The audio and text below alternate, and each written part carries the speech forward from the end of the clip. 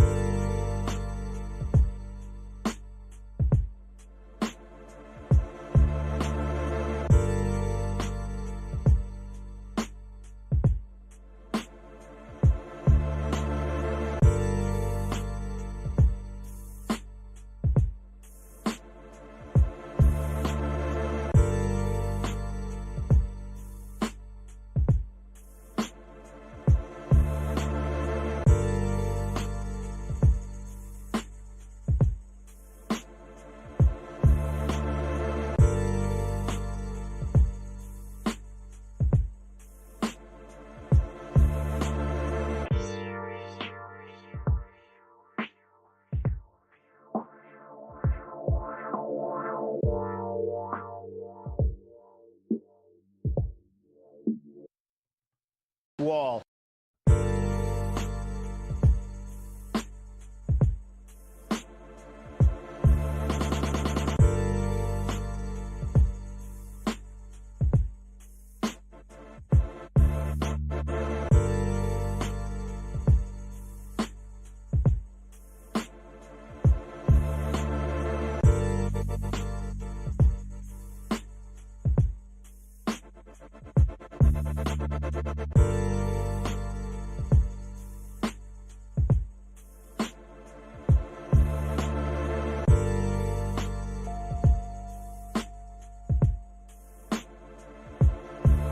Americanism, not globalism, will be our credo. It's going to be only America first. America first. The American people will come first once again.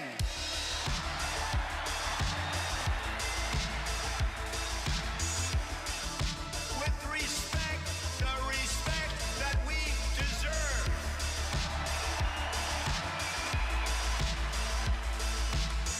From this day forward, it's going to be only America first. America first.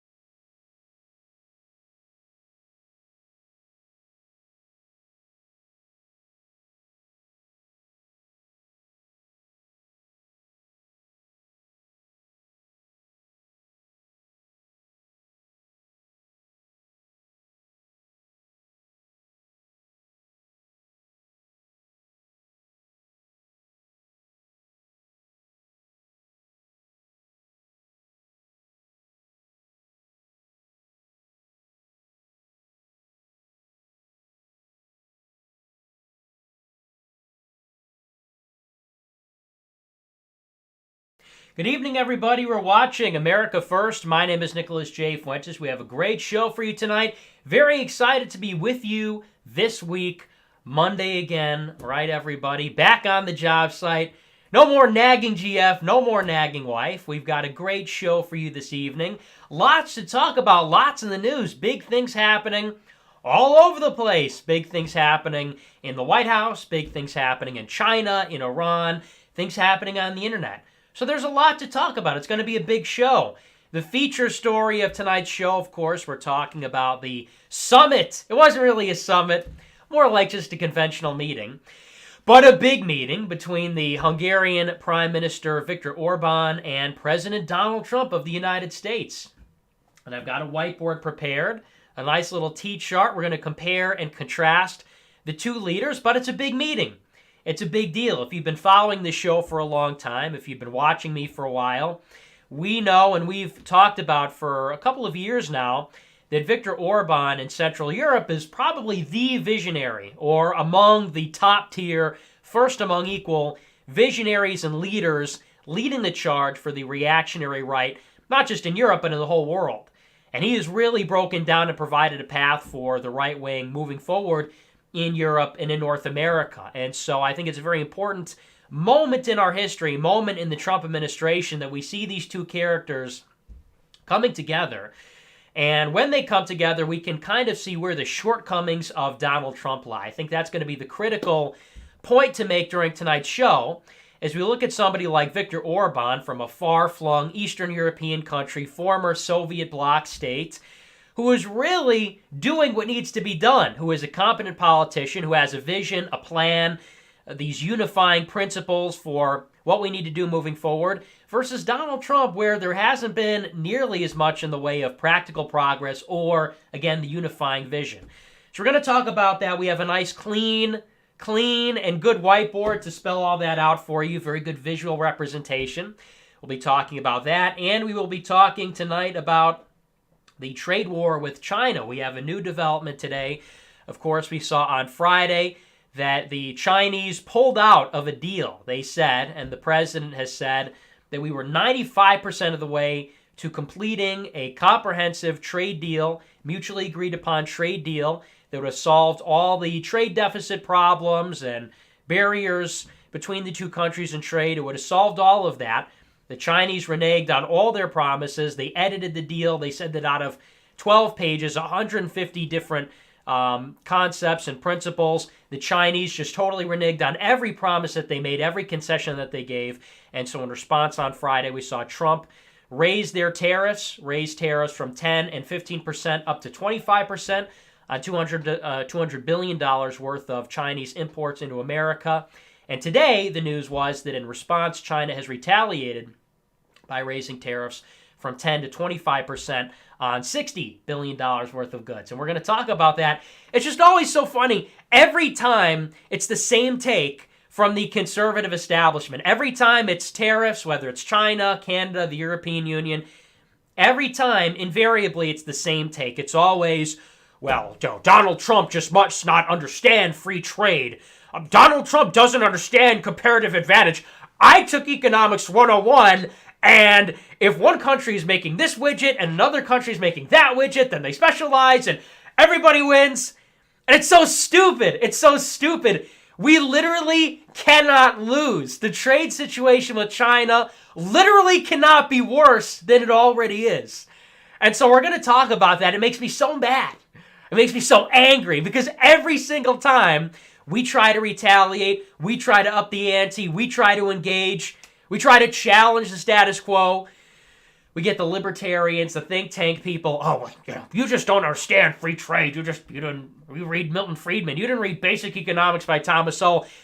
People have no idea the kind of predatory practices that are in place and what we stand to gain here. So we're going to get into all of that in greater detail. Should be a high energy show. Full disclosure, I had a monster before I came on the air.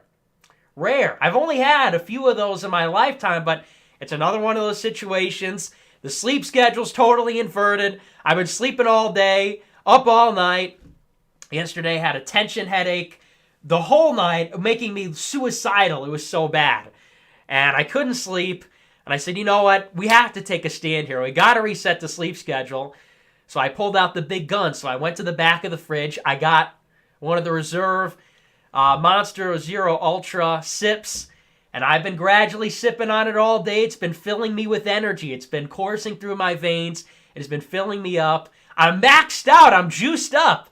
I'm on performance-enhancing drugs tonight. So if it's a better show than normal, you got to understand where it's coming from. It's a chemical enhancement, all right? It's a chemically induced America First show.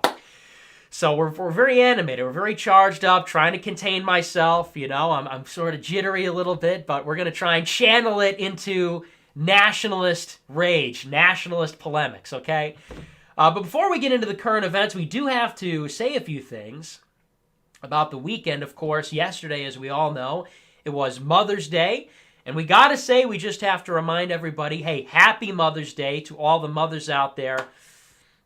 Thank you so much for what you do. You know, we see it's like every week it's some form of a Women's Appreciation Day. You know, I feel like there's been 3 already this year. It's like Women's Appreciation Day, International Women's Appreciation Day, Women's Visibility Day, Women's Rights Day. You know, but the only one we care about, forget all that. You're a woman, I don't care. You're a femoid, stop talking to me, go away. But you're a mother, and this is a day that I can get behind. We have to appreciate the mothers. Thank you. Shout out there to all the good mothers. Now, we're not gonna endorse, divorcees. We're not gonna endorse bad mothers, people on drugs. But all the good mothers out there that raise their kids with good morals. You know, my mother, my grandmother, grandmothers. You know, mothers in my family. Thank you so much. You're the backbone of society, and that's not even. I don't even mean that in a patronizing way. Normally, if I were to compliment a woman like that, it would be sarcastic and patronizing. But when I say that about mothers, it's totally true. And that's the role that women have to have in the country. That's the thing they forget. They think they're empowered by going out and we celebrate international, fighting, working women. Why? What kind of damage are you doing by what? Working for Goldman Sachs? Working for Liberty Mutual? What kind of damage are you doing on society? And by damage, I mean impact, influence, empowerment, as opposed to actually rearing the next generation of people. You know, you think about how the society's fallen apart, it's because there's not enough good mothers. Hello? You know, times are bad because people are bad. People are bad because they don't have good moms and dads. So you have good moms out there, they're the ones that are really, they're the backbone. They're the ones that are really making everything happen. So thanks to the moms. Shout out to my mom. It's also my mom's birthday tomorrow. So happy Mother's Day, happy birthday. Happy Mother's Day to everybody else and other birthdays that might be happening. So we do have to take a moment to appreciate that. There's one other thing, though. Aside from our usual, that's our annual Mother's Day message. We love the mothers. That's great. But aside from that, we do have to go off a little bit because I saw this. And if this does not just send you over the edge, I don't know. Something's wrong with you. Because I'm trying to have a good Mother's Day. I went out to eat with my mom and my grandma last night, and it was great. It was great. I love talking to my grandma. She's so red-pilled, and she so gets it, what's going on. It's refreshing, actually. I talk to my normie friends, and I'm like, this is boring. You know, you're talking to me about Reddit. You're talking to me about weed. Dude, weed. I'm bored. But I talk to my grandma. I talk to my mom. Not that I'm like a mommy's boy, but it's like, okay, these are people, they're telling me about politics. They watch the show. They're red-pilled. This is an enjoyable conversation, But so I'm enjoying my Mother's Day like anybody else. I'm having a fine, crispy stuffed chicken. We're talking about the situation. We're talking about the movement. And I'm scrolling through Twitter after the dinner. And what do I find? My favorite cookie brand. You might have seen this. The cookie problem we like to talk about on the show. I see my favorite brand of cookies, Chips Ahoy. They're running an advertisement for Mother's Day. And what does the advertisement feature? A black drag queen from the show RuPaul's Drag Race. This drag queen is doing a Mother's Day advertisement for Chips Ahoy. And the message is you've got a drag queen. It's a 45-second advertisement, and it's just your usual ridiculous, disgusting, degenerate drag queen, act promoting the cookies on Mother's Day. And I'm watching this, and I'm thinking, who okayed this? Who gave this the green light? Why am I looking this? Why am I looking at this? Why is it May 12th, yesterday, 2019 on Mother's Day, and I'm watching a Chips Ahoy Mother's Day ad with a drag queen. What does this have to do with cookies? You know, I imagine like the advertiser pitch meeting, hey, what if, why? Why a drag queen? And you look at that, and that's a small thing. You know, the left likes to say, oh, drag queen in a cookie ad, what's the big deal? Is that the end of the world? How does that affect you? How does that bother you? But it's just so everywhere. That's really when it hits you. And I think that's what we really have to tap into for normal people. Like, for example, when I was a younger man, I'm still a very young man, but when I was a younger man, I didn't care about this stuff. I was in high school. I'm a libertarian, you know, I'm worried about what's on television. I'm worried about, you know, whatever, homework and girls and all that, Model UN. But what really woke me up was just this constant, what is going on in the advertisements and the sitcoms and the movies? Why with this overt political messaging and on these kinds of issues? Like, it would be one thing if the advertisement was, I don't know, it had a black guy in it, you know, or it had, I don't know, a more subtle liberal message, but you have a drag queen in there. This is just so, 20 years ago, this would have been fringe. You would have been attacked by Moms Demand Action, some Christian advocacy group, and now it just permeates everything. And then you see everybody's giving Chips Ahoy grief about this. They're like, really, drag queens in the cookie ad? And the cookie Twitter account, the Chips Ahoy Twitter account, is replying to all the left-wing people saying they didn't even watch the ad. They're getting triggered over a drag queen. What's the big deal? And the world's coming to an end, all right? The cookie question, in short, and that's all I'm going to say about it. I'm already speaking too long. It's a Chips Ahoy advertisement. But I'll just say this. Cookie question has to have an answer one of these days, okay? These cookies, the Chips Ahoy, they've gotten away with it for too long. We know who's responsible. Chips Ahoy. I'm not giving patronage to the Chips Ahoy controlled system anymore. I'm not doing it. I refuse to buy Chips Ahoy. I will name Chips Ahoy all day long. You want to tell me who's promoting degeneracy in the world? I'll name them Chips Ahoy. So we're not going to kowtow to the Chips Ahoy system anymore. Their tyranny ends now. Their promulgation of degenerate filth, sexual and otherwise, it ends today.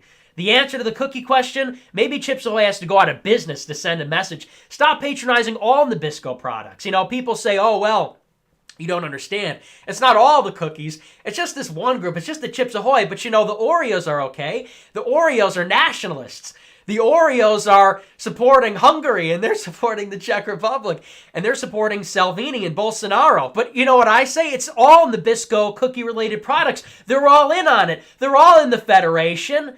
They're, you know, so in short, we have to do something about it, all right? These nefarious Chips Ahoy, Oreos, moving their production to Mexico, something has to be done, okay? So that's a Chips Ahoy, but, you know, that's all we have to say about Mother's Day. Happy Mother's Day, and don't buy Chips Ahoy, right? But we have to save some time for the real current events. We have to save some go-off for the actual news of the day. We're going to start, actually, with this ABC article before we get into China and before we get into... Actually, you know what? I don't even know if we'll have time. It's already 7:20, or it's already 7:30, I mean. I don't even know if we'll have time. So maybe we'll have to save this for tomorrow, this ABC article that I was tweeting about. Yeah, I guess we'll save that for tomorrow. So we're going to start today with the Chinese tariff situation. Like I said, I previewed this at the top of the show. What's going on today is the Chinese retaliation. So the build-up to this... Of course, and we talked about this a little bit last week, you have the build-up to this situation. Trump gets into office. We have to go all the way back to 2017, okay? Trump gets into office, and immediately we start to see this trade war begin. You know, it's actually pretty smooth sailing from the beginning. Trump goes over to China. There's this lavish parade, a big welcoming ceremony, great relationship between Xi Jinping and President Trump. They work together on the North Korea deal, and things are going okay. We see in the beginning of 2018 the first round of tariffs go into effect. The president implements something like $50 to $60 billion worth of tariffs on China. This is January 2018. This is the opening salvo in our trade war with China. And why is this happening?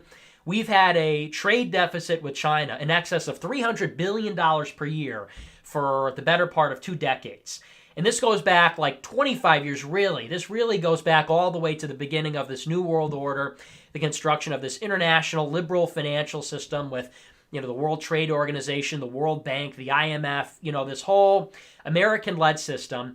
And so for the longest time, we've just been hemorrhaging money. Every year, China exports more goods to our country to the tune of billions of dollars, a deficit, more than we send over there. And because of that, we see a lot of our assets going over to China. We see a lot of debt. We had this meme, I think, a long time ago. Now people have a better understanding of how public debt works. But for the longest time, the meme was that China owns us because they own so much of our debt. And that's true. They're the largest foreign holder of American public debt. Something like 13% of the total public debt is owned by the Chinese. And they're getting a lot of our currency, and they're manipulating the exchange rate, and they're abusing our technology. They're stealing our research and development. They're using cyber attacks to steal our information, and so on. It's in response to all these practices, and this is what was campaigned on, we begin to implement sanctions. And of course, the sanctions are to put leverage on China, to come to the negotiating table, make a grand deal, open up the Chinese markets, try to mitigate some of these practices, implement some enforcement mechanisms so that we can have some semblance of fair trade, a real fair trade system with China. So we start with some small tariffs in January 2018. This ramps up in summer of 2018 with big tariffs. $200 billion worth of Chinese imports get big tariffs, 15%. Now, they were going to go up to 25%. And Trump was threatening in October of 2018 that we were going to tariff all Chinese imports. So China imports about $550 billion worth of goods. Rather, they export about $550 billion worth of goods to America every year. We have already implemented about $230 billion worth of tariffs. In October 18, Trump was saying we're going to raise the tariffs on the existing goods that we have tariffs on, and we're going to expand the tariffs to cover all the goods that China exports to us every year. And this is, by the way, in the meantime, this is destroying the Chinese economy. You look at the Shanghai Stock Index, it has collapsed since the tariffs go into effect. And in response to this, China has to inject a lot of credit into the economy. They have to use a lot of debt to keep their economy afloat because they're just hemorrhaging funds. Businesses are leaving the country. Factories are shutting down. Businesses going away. They're opening up in Vietnam. They're opening other places in Southeast Asia to evade these taxes. Also, all this money is filling the coffers of the U.S. government. You charge a 15% tariff, and what is that? It's a tax. So you have Chinese companies paying into the system, and as a result, the American economy is doing actually really good. People had predicted that this economic war would be catastrophic for us, that we implement tariffs on half of Chinese imports into America. People said that's a pretty big deal. That'll raise the prices for consumer goods because China is one of the biggest trading partners of America for manufactured goods, for industrial products, and so on. It didn't happen. And instead, we get lowest unemployment in 20 years, and we get highest GDP growth in 15 years. So the numbers are great. This is the green light. So Trump says in October 2018, we're going to take it to the next level. We're going to expand the tariffs. We're going to raise the tariffs. They sit down with Xi Jinping. This is in Buenos Aires in December 2018 at the G8 summit. And Xi Jinping says, okay, we can't take it anymore. We are ready to come to the negotiating table. We will make a deal with you. And so they sit down, the Chinese and the American delegation at this summit. This is last December. And they say, we will put together a framework of a deal that is satisfactory to the Americans, such that Donald Trump announces in December, we are suspending all planned increases or expansions of tariffs. We're not going to implement any new tariffs. We're not going to raise tariffs on products that are already subject to tariffs. This will go on for 90 days while we figure out this framework agreement. The 90 days passes. It's a January or February deadline. Trump says, we like the progress we're making. They're making big commitments, big concessions, so we're going to indefinitely delay the tariff increases and expansion.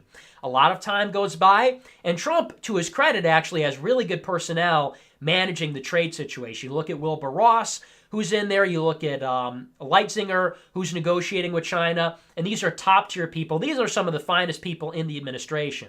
One of our biggest gripes is that people like John Kelly, and you look at the current Chief of Staff, Mick Mulvaney, and you look at the DHS Secretary Nielsen and her replacement, they're terrible. They don't implement the policy. They don't believe in Trump's promises and his larger abstract principles of America first.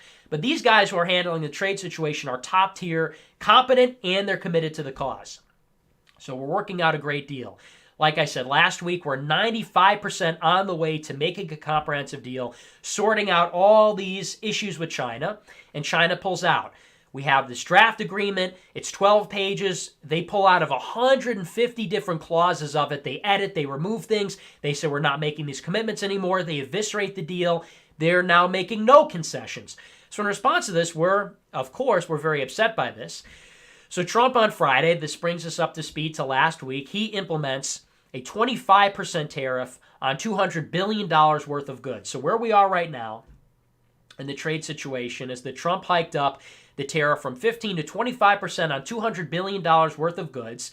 So in total, now you have $250 billion. He hiked it up on 200 on Friday for a grand total, $50 billion of other goods that were not hiked up, but $250 billion in total Chinese imports that are subject to tariffs out of $540 billion. So about half, a little bit less than half, of all Chinese imports into America are now under a 25% or a 15% tariff, which is very substantial, very big. In retaliation, and this is our news from today, this is the update, is that China is now hiking tariffs from 10% to 25% on $60 billion worth of goods. And now they have a total of 110 out of $120 billion worth of American imports under tariff. So, that's a lot of numbers. Maybe that's difficult to follow. So America has 240 out of $540 billion subject to tariffs. Chinese goods going into America. China has 110 out of $120 billion worth of American imports subject to a tariff. Now, the obvious thing is the volume. That's the most important thing about these numbers to understand, is that you look at the totals of goods that are going back and forth. Why are we even doing this? It's because the deficit is so great. China is exporting $540 billion in total worth of goods to America every year. We're only doing 110 the other way. So that's really the problem. It's a $440 billion deficit when you look at the totals. Now, the other problem comes in with, and then how much can you max out on the tariffs? When you have a deficit that is this big, this is why I get mad when people say, consumer prices are going to rise. This is going to have a horrible effect if we put tariffs on the Chinese economy. This is their retaliation. This is the most that they can do. They can only put tariffs on $10 more billion worth of goods. They're at 110. They cannot retaliate any further. We can go up another 100. We can go up another 100 on top of that. We could go up basically another 100 on top of that. We can escalate this and destroy the Chinese economy completely. We can double the amount that's already been tariffed, which is already double the amount that China's tariffing of imports that are American going into China. We can double the numbers that already double our imports and keep going on top of that. That's how much the deficit is. And that's to give you an idea how we simply can't lose. This is something that the president talked about a lot during the election, and when the tariff war began, people made fun of him for this. He said, when you have tariffs, or rather, when you have a deficit that is this big, when you have a $400 billion trade deficit, and we're hemorrhaging $400 billion in cash, assets, debt, all this other stuff every year, and on top of that, they're stealing our technology, they're stealing our intellectual property, they're stealing our production and manufacturing techniques. They have access to our market and we don't have access to theirs. We are just getting slaughtered on trade. There's literally no way that you can lose on this. There's absolutely no way that you can lose, right? Understand that. We can keep upping the tariff game. We make money. They're losing factories. Factories are coming into America. People are buying domestically. There is absolutely no downside. And it's just the sheer numbers of it, which to me should be obvious.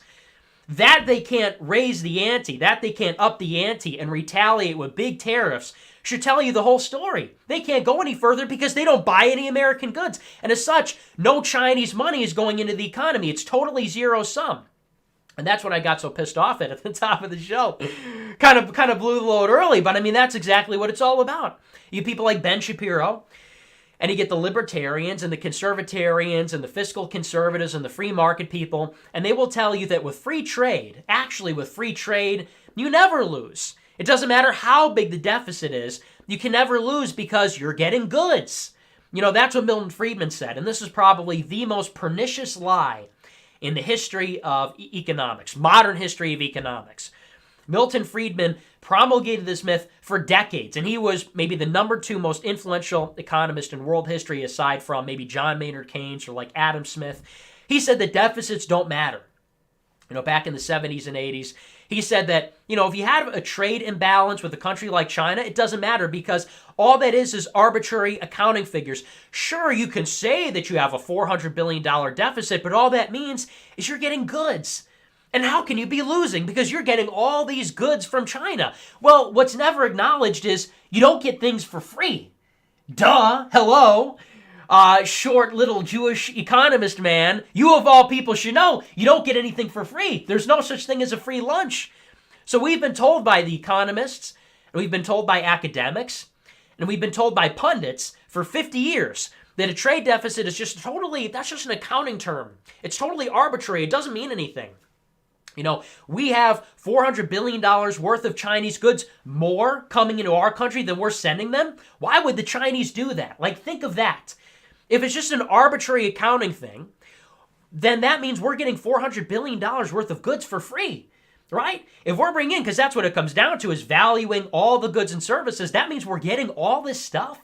We're getting 4 times the value of goods and services than we're sending them. What a deal, right? Imagine if you entered into some kind of agreement with a friend, and they said, well, you know what? I'll give you $100 every year, and in exchange, you only have to give me $25. How are we losing? Look, we're getting all this stuff. We're getting something for nothing. We're getting more, and they're getting a little bit less worth of goods. Well, obviously, that doesn't make sense. China wouldn't do that if that were the case. They wouldn't deliberately implement policies to make sure that it remained that way. Of course, we pay for the goods. The $400 billion deficit, we pay for every penny of it. We pay for it in cash, we pay for it in debt, and we pay for it in assets. So yeah, we're getting $400 billion worth of stuff. You know what that stuff is? It's largely cheap consumer products that we can make here, and it's no problem, or you can get it from any other country that we do more business with, that they actually import and they have fair trading practices. You know what we give them in exchange for the cheap consumer products that we can make here? We give them stake in our businesses. China tried to buy the Chicago Stock Exchange last year, to give you an idea. So yeah, we got McDonald's toys, and we got Walmart products, and what you would find in a Target. And in exchange, we tried to give them the Chicago Stock Exchange, and we try to give them pieces of Hollywood companies, and we give them property, ports, real estate, land, stake in Fortune 500 companies, okay? We pay them in debt. So understand, with debt, you have the principal, of course, and then you have interest. So we're giving them a guarantee that, we're going to take their money now, but we'll be paying them back forever, basically. So yeah, we get cheap consumer goods now, but we're paying for it in interest every year, basically functionally forever, because there's no chance we're paying it back anytime soon. And we pay for it in the form of currency. And so we're giving them our American dollar, and what do? They hoard it, and they release it at strategic times to devalue their currency so that they can continue doing this, so that American consumers and companies will continue buying their products. They take our U.S. dollars, they sell it off on the market strategically so that their currency is of a lesser value relative to the dollar. You have a weaker currency, you have cheaper products. Cheaper products are more competitive. Americans buy Chinese products as opposed to American products, and the cycle keeps itself going. We buy more products, there's a trade deficit, they get the assets, they get the debt. So it's this giant sucking sound. They're just vacuuming up all of our liquidity. They're vacuuming up all of our assets, they're vacuuming up all of our debt, our long-term financial position. In exchange, we get the cheap products. And so understand, no, you are losing with the deficit. It's not this, but you have this specialization, and you have what you call comparative advantage. It's not economics 101.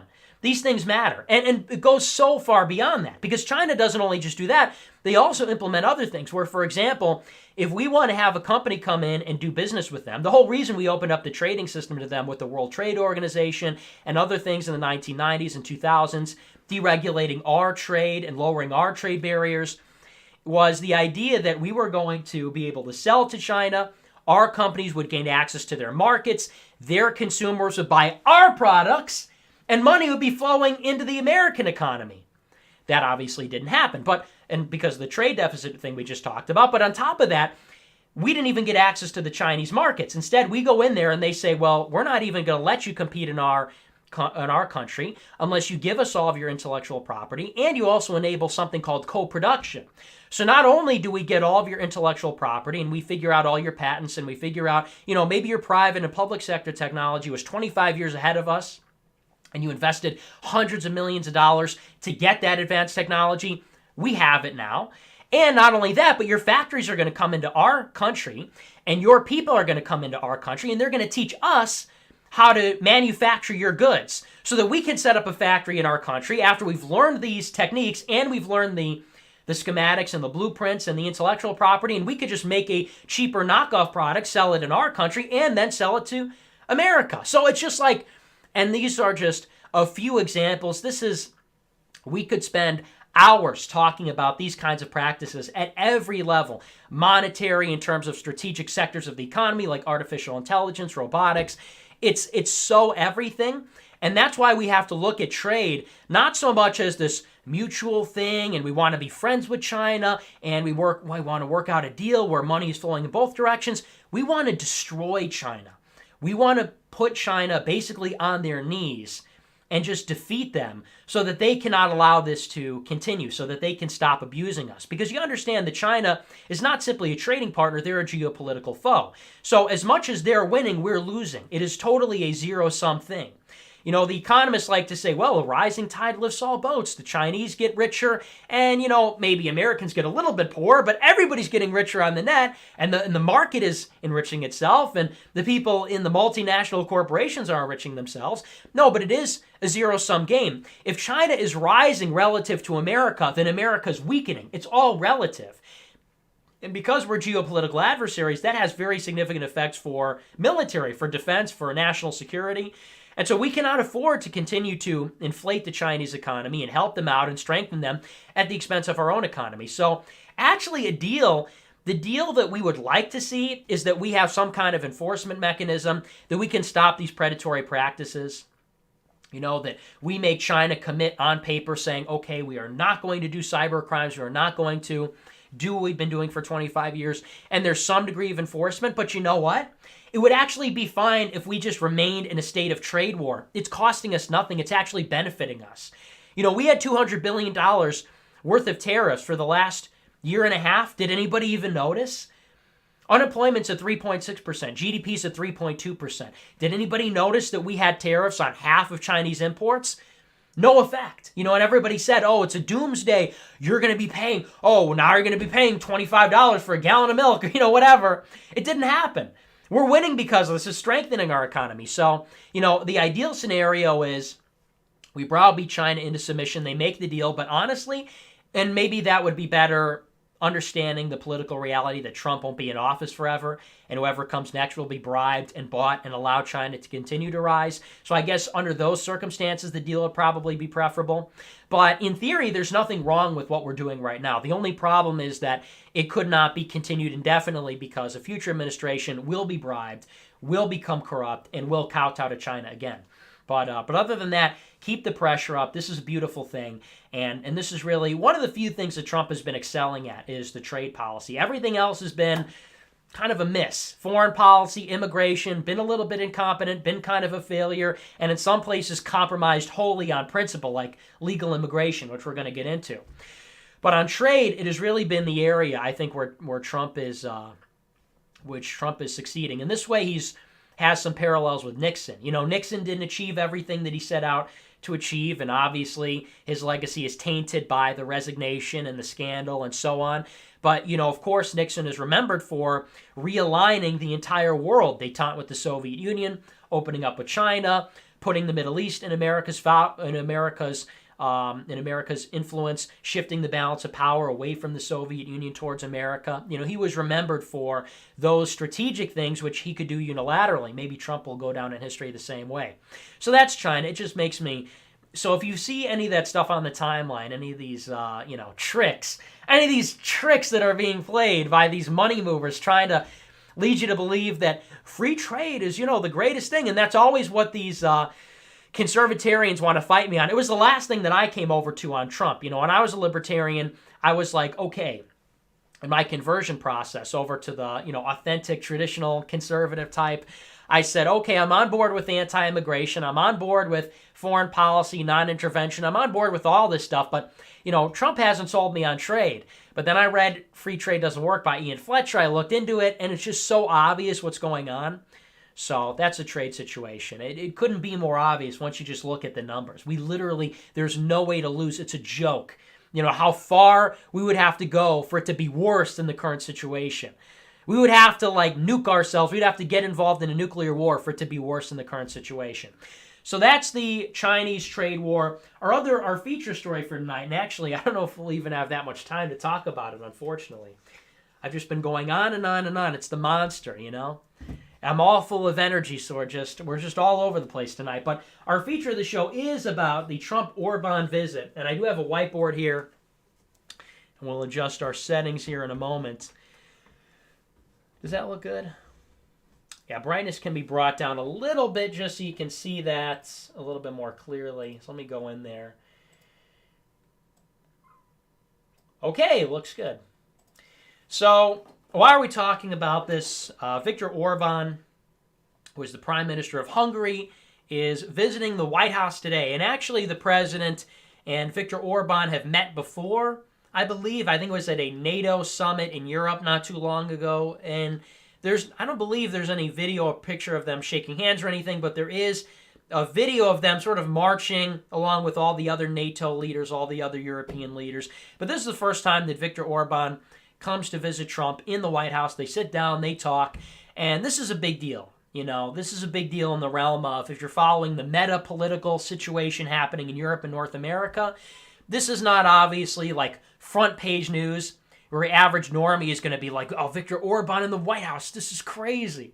It's not a cathedral burning down, it's not a terrorist attack, but this is big because of what Viktor Orban represents. And if you follow politics, you understand that Viktor Orban is, and there was a poll that was actually tweeted out today by Darren Beattie asking this question: who is the legitimate spiritual leader or the torchbearer of the reaction of the authentic, nationalist conservative movement in the world? Is it Bolsonaro? Is it Trump?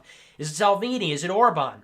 And there's legitimate debate to be had, but there's no question that Orban is definitely on the top tier. He is definitely a visionary leader of the reactionary right.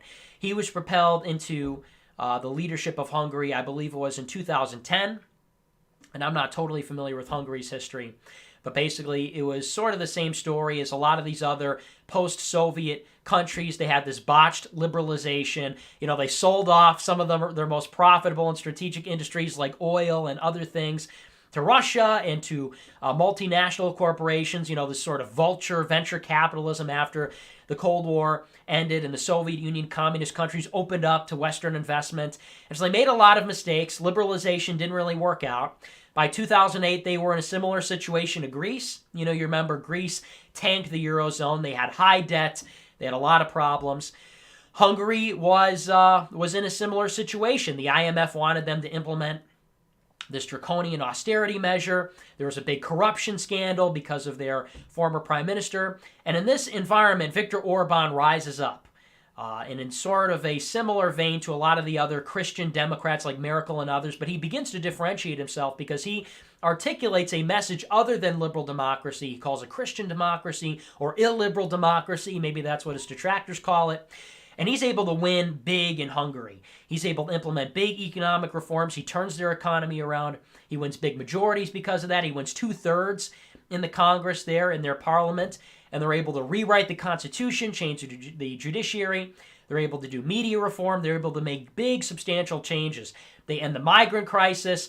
And so Hungary is basically the prototype of what we want the nationalist idea to look like in Europe and in North America. He lays out, and this is what we're comparing and contrasting. This is why it matters.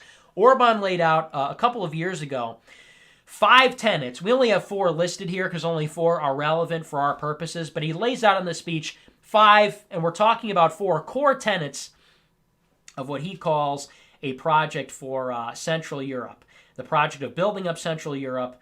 5 tenets of what he calls this Christian liberalism, this Christian democracy idea. And we're going to compare, because I think it's interesting, and we talked about this on Friday, what's happening in Europe with nationalism and the right wing with what's happening in America with the right wing. Obviously, Trump kind of kicked all this stuff off. And I actually shouldn't say that. The populist nationalist thing has been rising in the world for 25 years. Ryan Gerdusky actually wrote a very good article about this in the American Conservative. Very long article, but it details how this goes all the way back to like 1996. And it starts out in the Netherlands and in Finland and in some of these far-flung European countries that you don't hear too much about in the news. So this has been a long time coming, but we all know that Trump really blew the lid off of everything. He really turned the world upside down. He breathed new life into this movement, brought it to the forefront. And so we compared this on Friday with Matteo Salvini and the migrant crisis at our border and how that's going, with the migrant crisis in the Mediterranean Sea and how it's going for Salvini. But I think it's important to understand, and I think it's important to compare what has been done so far in the way of Donald Trump, comparing with the principles of Viktor Orban that he has articulated. And so we're going to go over this. We'll read, I guess, the excerpt from the speech where Orban lays this out. This was at a campus commencement speech. I think it was back in 2017. And the full speech, you can look it up. The American Conservative printed it. He writes, quote, "I have formulated 5 tenets for the project of building up Central Europe. The first tenet is that every European country has the right to defend its Christian culture and the right to reject the ideology of multiculturalism." So that's the first tenet of his ideology, which to me is probably the biggest and most important one. Protecting the culture of the nation. Not protecting, limited government, not protecting the GDP of the country, not protecting any material aspect of the country's well-being, the unemployment rate or anything like that, but protecting the culture, and more importantly, explicitly acknowledging that it's a Christian culture and rejecting this idea that it can be many things at once or it can have foreign influences. It's to defend Christian culture and reject multiculturalism. Tenet number 1. To me, that's the most important. Number 2, he says, our second tenet is that every country has the right to defend the traditional family model and is entitled to assert that every child has the right to a mother and a father. Another very important one, because what do we see in America?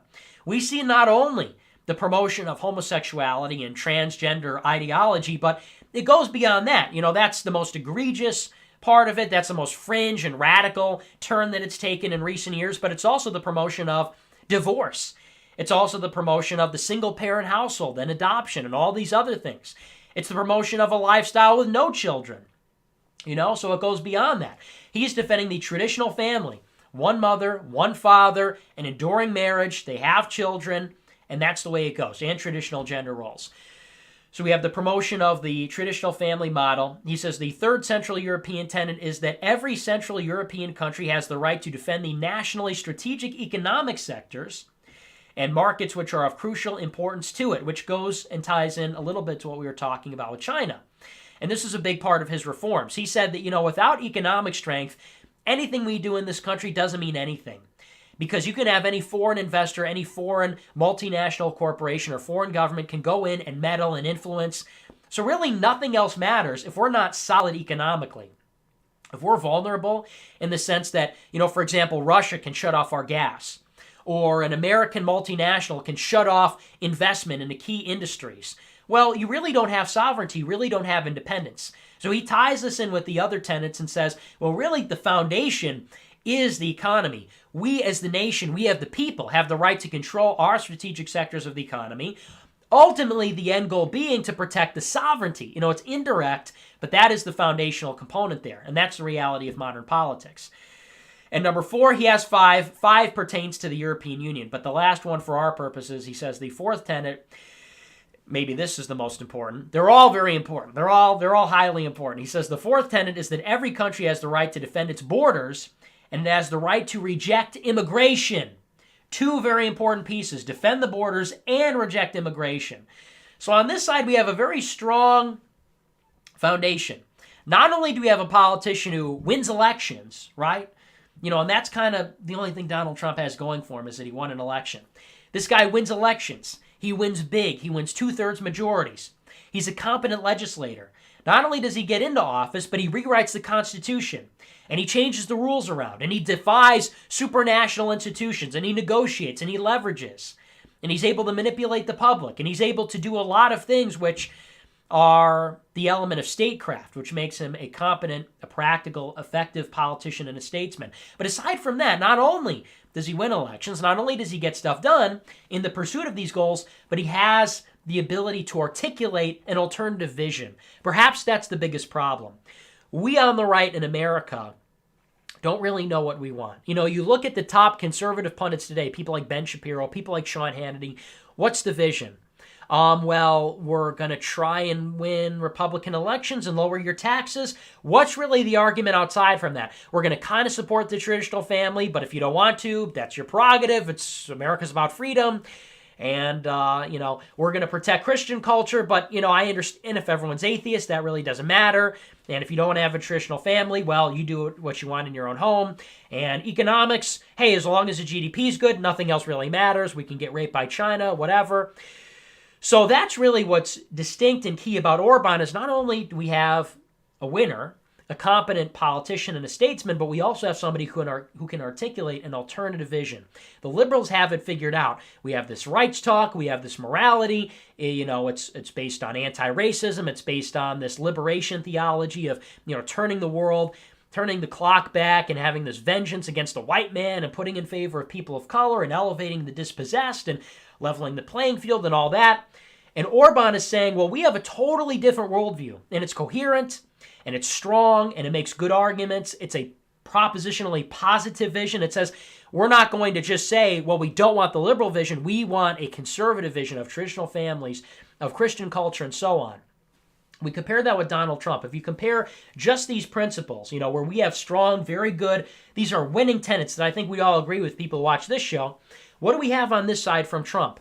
As far as defending Christian culture and rejecting multiculturalism go, what do we have except for like a few tweets? This sort of haphazard, ad hoc, we're going to say Merry Christmas again. And we're going to protect your religious liberty. It's rhetoric. We have ad hoc, totally haphazard rhetoric. And it's all incidental. Is there policy behind it? Is there a larger unifying principle being articulated? No. There's never been anything like that. During the campaign, the most we could get in terms of a defense of Christian culture and a rejection of multiculturalism is, we're going to say Merry Christmas again instead of Happy Holidays. It's not cutting it. That's not enough. That's one limit of the Trump agenda, is there's only so far we can go with that. Because by the same token, he's in the White House celebrating the Muslim holidays and wishing a happy Ramadan and wishing a happy Hanukkah and Mazel Tov and whatever. And we're about, we're going to bring in all kinds of different people. Race doesn't matter. The only thing that matters is merit. We change our immigration policy. We're going to talk about that with the embracing of legal immigration. But it's not only that, we restructured immigration so that we value, instead of family relations, the family-based or chain migration, instead we have merit-based. So even there, do we value our Christian culture? Do we value, is there a cultural component to demographic change, the biggest earthquake politically in the country's history? No, we value economic utility. We value merit. Do they speak English? Do they have an education? Can they contribute to the economy? So there's nothing equivalent over here except for these ad hoc pronouncements. Nothing. Number two, defending traditional family model. There's nothing, and actually it goes the other way. With Trump, we have him waving the LGBT flag at the Colorado rally when he's running for president. He says at the GOP National Convention, we're going to protect homosexuals from Muslims. Everybody cheers. And I'm so glad to hear you cheering for that. Yeah, that's really terrific that the conservative party in the country is cheering for homosexuality. We have the Global Homosexual Initiative. Do you remember that? We have the Global Women's Initiative leadership. We have the procurement of PrEP and HIV prevention drugs. And we talked about that on Friday. That's not a bad thing in itself, but ultimately, practically, we know what that's for, right?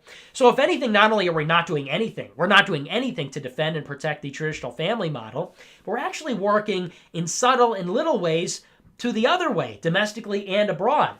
In Hungary, if you have more than 4 kids, you don't pay income tax.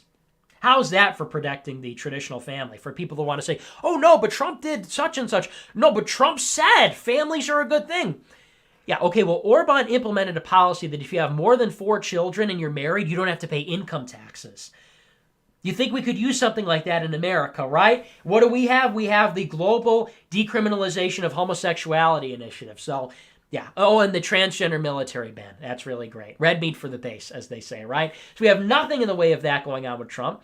On number 3, we have defending strategic economic sectors. This is the one where you could say it's happening. But even here, again, it is ad hoc. It is haphazard. Is it systemic? Is there a broader unifying principle? If there is, I haven't heard it.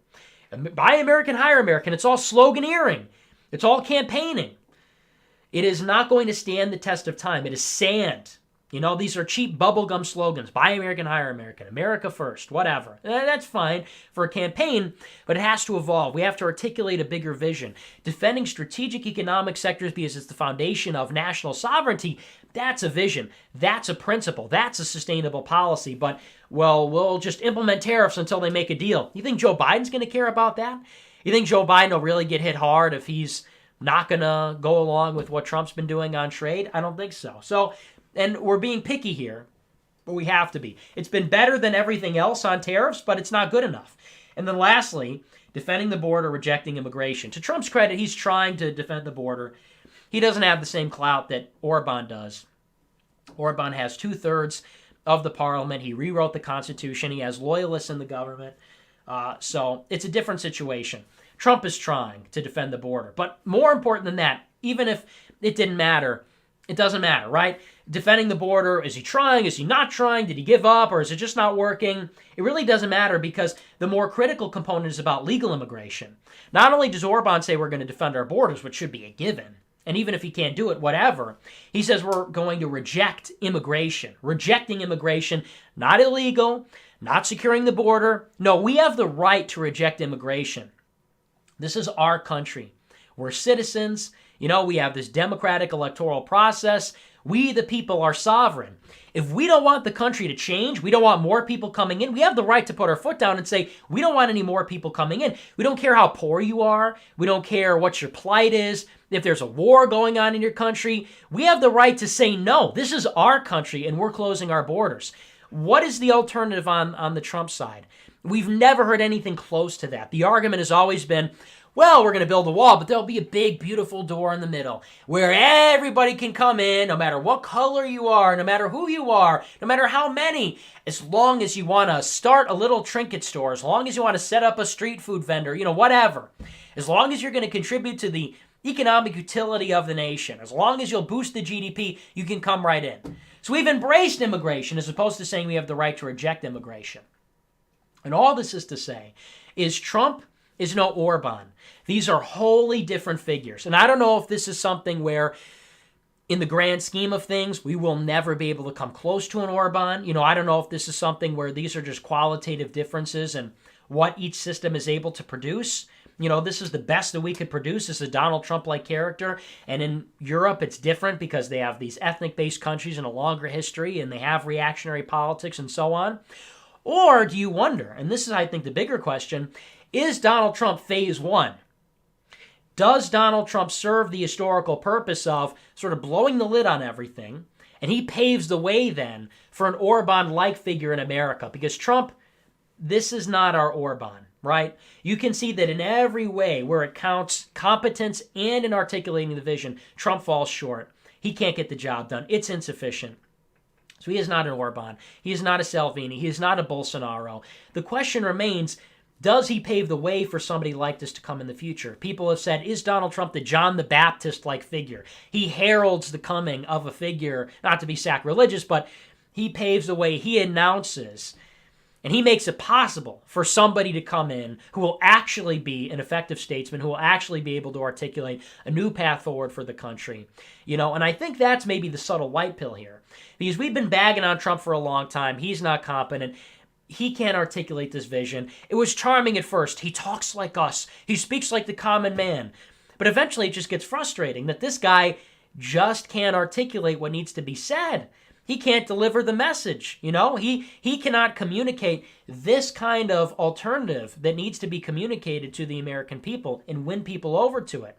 So the question remains, if Trump can't get the job done, can we be hopeful that maybe then in 5, 10, 15, 20 years' time, will there be another figure who can get the job done? Because Trump went in and he messed it all up, but he blew up the system, and he discredited the media, and he changed the Republican Party, and he showed that it was possible. Does this make it possible for somebody to come in ultimately down the road, and I don't know how far down the road, but at some point, who's able to actually wield the electorate, gain popular support from both sides of the aisle, and win on these major issues, articulate an alternative in America to, again, the sort of alt-progressive or, progressive light sort of a vision? Will that be able to happen in the future? And I think that's sort of what you see in Trump and Orban. I think you see phase one and phase two. When they shake hands, I definitely think that Orban is the kind of guy we need to get to, but maybe we had to necessarily go through a Trump-like figure first, somebody transformative, turn it upside down, and he couldn't do everything. He wasn't our savior. He wasn't a miracle worker.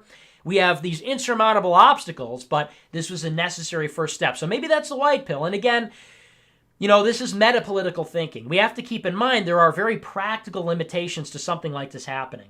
You look at Orban coming into America, and this is from CNN. It says, Human Rights Watch and Human Rights First both said that Orban coming to the White House, they said that Orban has not only assaulted the rule of law and basic human rights in Hungary, but he has employed anti-migrant, anti-Muslim, anti-Semitic, and xenophobic rhetoric while targeting civil society organizations and universities receiving funding from overseas. So basically, he doesn't want foreigners to control his country. But you see that in America, an Orban-like figure would get destroyed by the media. If that's the kind of coverage, this alarmist, like they're running around with their heads chopped off about this kind of stuff. Would that even be possible in America? Is it possible with the state of the media, the state of the electorate, the demographics of the southern states and the way people are, how partisan things are? Is it even possible? Also, the foundation of America. Viktor Orban was able to rally in a country that survived communism together, that survived world wars. They were once a great empire, the Hungarian Empire, and then whittled away, all their borders cut down and their country whittled down to this tiny fraction of what it once was in terms of population size and in terms of geography. And you've got Hungarians, you've got the ethnic Hun people in Romania, you've got them in Serbia, you've got them all over former Yugoslavia and so on. So they understand perhaps what it means, and they appreciate their national identity and their national sovereignty. Somebody like an Orban can come forward and say, I will protect the Hungarian culture and people and so on because we've been under assault for centuries and we remember what it was like and we see how precarious our future is, and people can get behind that. In America, is it a comparable situation? I don't know, and that's what makes me skeptical. That's why it's a big question mark. Is this a phase one or is this the end game? Is this the best that we could do? I'm inclined to believe it's the latter, unfortunately. I'm inclined to believe this was the best that we could salvage. And even if an Orban-like character were to appear in America, they get deplatformed from Facebook and so many other organizations. They wouldn't be given the time of day by the legacy institutions like Fox News or the traditional donors. They wouldn't have a chance. And if they did, they'd get destroyed before they even got to become a state representative or a mayor or whatever. But I don't know. All that being said, circumstances can change very rapidly. We've seen that in the last, however many years. Things can change very quickly. And these sort of miracle, like what do you call them, black swan type events, they do come around. And it seems like increasingly so. So that might be a subtle white pill that if we got Trump and that seemed miraculous by the standards of 2008, maybe in 2020 it seems crazy we could get an Orban-like figure, but maybe things go downhill. The country changes, the demographics change, polarization changes, and maybe by 2024, 2028, something else becomes possible. Some new figure rises up, new possibilities open up. We don't know what the future holds, but that's what I see when I see Trump and Orban meeting, as I see this very frustrating comparison. He really lays bare the shortcomings of Trump, and that's where people have to get it through their head. He's better than the other guys, sure, but it's not saying much. It's a far cry from what we would need to even begin to turn things around, which is what Orban, Salvini, these other people are. So anyway, that's our white pill. We're running out of time here. We're actually a little bit over.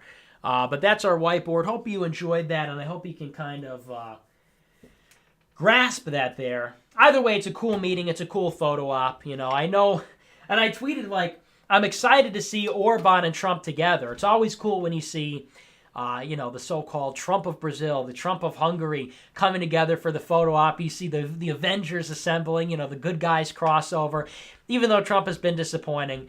But I get people on Twitter like, why do you think that's cool? Blumph is a total Zog sellout. Well, I like the image. I like the idea that we have this nationalist axis rising up, even if it's, superficial or whatever. But I'm going to adjust my brightness here. And then we're going to read our super chats, and we'll see what you guys are saying. We'll hear from the unwashed masses. It's been a while. Been looking forward to it all weekend. I said, you know what I've been missing in my life is people telling me pee-pee, poo-poo, and other cryptic things. No, I'm kidding. People say, oh, this guy complains that people are giving him money. It's not about the money for me. It's about sending a message, right? So you should take that as a sign of good faith. If I weren't complaining about super chats, you would have to be worried. You would say, if Nick can't stand up to his super chatters, he's in it for the money. How could he stand up to Goldman Sachs or Qatar or Israel? He can't. He'll do anything for a $2 super chat. If he's degraded and debased to the point where he'll completely sell out and make the show worse because he's got to make his $1.40 by the time YouTube takes their cut, well, then I'll sell out for however much money from anybody else, so it's a good sign. But anyway, we got to get to the super chats. Let's see. My throat's getting a little dry here. Should have been drinking water as opposed to Monster Zero Ultra, maybe. It's drying me out. Cool Ranch says, heads up, I would be very wary of these gym bros telling you to go to the gym to get healthy. I went to the gym once and it was a total sausage fest. Really makes you question their true motives. It's true. Totally true. Well, and it's just all about priorities. I'm at a stage in my life where, I have so much on my plate right now in terms of the show, in terms of other projects that are happening, other commitments that I've made in my life. And of course, you have to understand about a self-employment situation like me where it's not so simple as, well, you get up, you go to work, and you go home. That's what people don't understand. And it doesn't really matter what level you are in terms of a business. It's just a wholly different prospect. It's a totally different sort of enterprise getting up, going to work, and the factory's there, or the company's there, and you've got your tasks laid out for you. You just have to kind of do what you're told or, complete this objective, and the payroll is taken care of so long as you do your job versus being solely responsible for the whole operation. With that, there's really no hours. And what I mean by that is, the human capital investment of getting a good night's sleep, staying up to date on my reading books, reading the news, looking at new opportunities, business and otherwise, upping the technology, whatever. And not like I'm doing all that every day at all times, but you understand where a commitment like this is sort of open-ended. So for somebody that goes to school, it's like, well, I did my homework for the day, now I can afford to go to the gym for 2 hours, or I did my work for the day, now I could go to the gym for an hour. But for somebody like me, it's like I got a lot going on already, but then the nature of the work is it's open-ended. So I always feel like, is going to the gym and constantly stressing about the macros and, I got to whip up the, protein shake and I got to make all these meals and prepare my meals for the week and I go to the gym and people say, oh, well, you just got to do it or you just got to take the time. The mental energy, the physical energy to do that, is that the proper investment? People say it's an excuse. I think it's just a reality. You look at the successful people in the world doing their own thing. Is that their priority? So not that it's a bad thing to go to the gym. Going to the gym is great. And I'm going to try and get back in the gym. I'm going to try to get back in the gym this month. I've been putting it off forever. And I should, because it's good for you. And it is good to be able to lift and be strong and all that. But it really just comes down to priorities. And it's paid off. It's paid big dividends. The show's very successful as a result of putting in work. And, money talks, bullshit walks, right? I see a lot of people. I saw somebody sent me a tweet the other day from somebody who's not my biggest fan, who's a big gym bro. Somebody who's, big money in debt, and they're getting old, and they're having trouble in school. Oh, but they got the gym thing taken care of. Oh, that's a shame. Maybe you can lift your way out of paying your bills, big guy. Maybe you can lift your way out of paying the student loans, right? You can lift your way out of the homework. Oh, you can't? Oh, that's terrible, So, that's not to say, people get very defensive, people get weird about it, but It's an important thing to keep in mind, you know. I'll get big and strong once I'm able to hire like a assistant who can take care of or a wife. I can hire a wife, bring on a wife onto the team to take care of that, the meal prep and all that. You know, then maybe I'll get back on it, right? It'll be easier. But that's sort of my mentality. Okay, we got to do these quicker if we're going to get through them all. Peanut says, Nick, I've been sending my brother clips of you, and he told me you remind him of Ben Shapiro. How does this information make you feel? Well, I mean, the general impression that people get from Ben Shapiro is smart, quick, incisive. So I don't know. I think there are some positive connotations, obviously a lot of negative. But I think when people say, oh, he's our Ben Shapiro, then maybe they mean a little bit dorky, but also fast, quick, intelligent. So I take it as a compliment, if you want to know the truth. Let's see. Norwood says JFL at Nick, or JFC, I think he means, claiming that he isn't rich whilst having his suits tailored weekly for a more snug fit. So I think you're trying to say I'm gaining weight. Yeah, well, thank you so much for that. Capitalist Manifesto says his suits aren't tailored. Nick's getting fatter. I'm not getting fatter. I'm not getting fatter. You're trying to gaslight me. It's not working. You want to know why? Because I don't care if I get fatter. I've been trying to get fatter. I've been saying I want the Tony Soprano physique. So you think it's getting under my skin? I've been aiming for that. So it doesn't bother me. Let's see. Nathan says, do you believe me? Nathan says, your house is on fire. What do you save, your dog or your USS Liberty index cards? That's a tough one. And well, the good thing is the USS Liberty information is all on a Google document ready to go. So I think I'm going in for the dog. Blue Quadrant says, Nick, when are you going to reconcile with All Type? You can form a new organization where he's the brains and you're the pee-pee-poo-poo. Look, you know, I reconcile with people all the time, but there has to be a willingness to reconcile on both sides. I didn't have a problem with this guy. I like this guy's content. I think he's smart. I think he's good at what he does. I just watched his video the other day about Jared Diamond or whatever. So I have no problems with this guy. But he comes out swinging at me on 2 occasions for no reason. This Nick guy, he picks fights with everybody. Picking a fight with me. And what was the other time? He called me a psychopath or something, which may or may not be true, but like that's a compliment. I get millennial woes and all these people. Nick is a total sociopath. The Chad sociopath versus the virgin. Oh my God, what a delightful pair of cuties, right? Isn't that what he said? So it's like, you know, oh, he's a sociopath. What does that mean? Cunning, ruthless, strong, a little bit off kilt, you know? I think I take that as a compliment. But so I'm ready to reconcile, but I'm not gonna extend the hand when you're the one that has beef, you know? So I had nothing but nice things to say, but then he comes at me because what? I'm a traditionalist? If he wants to reconcile, sure. And I know his buddy Sean or whatever, he follows me on Twitter. We're mutuals. So, you know, I'm ready to move on. I'm a mature person. I build bridges all the time. I put Bad Blood with James Alsop behind me. If we could do that, we could do anything, right? So, let's see. Avatar says, Buenos noches, everyone. Yo soy your host, Nicolas. Hi, Fuentes. This is Mexico Primera. Viva Hispanidad e la Raza. Also, should USA learn Spanish? I can tell you must be Portuguese because you're saying A instead of E. Should USA learn Spanish? No. No, and I deliberately tried not to learn Spanish. I was in Spanish classes, and I said I object to this concept that I have to learn this language, you know? I would always get yelled at. I got a B in Spanish because I refused to do the accent in high school. They were like, no.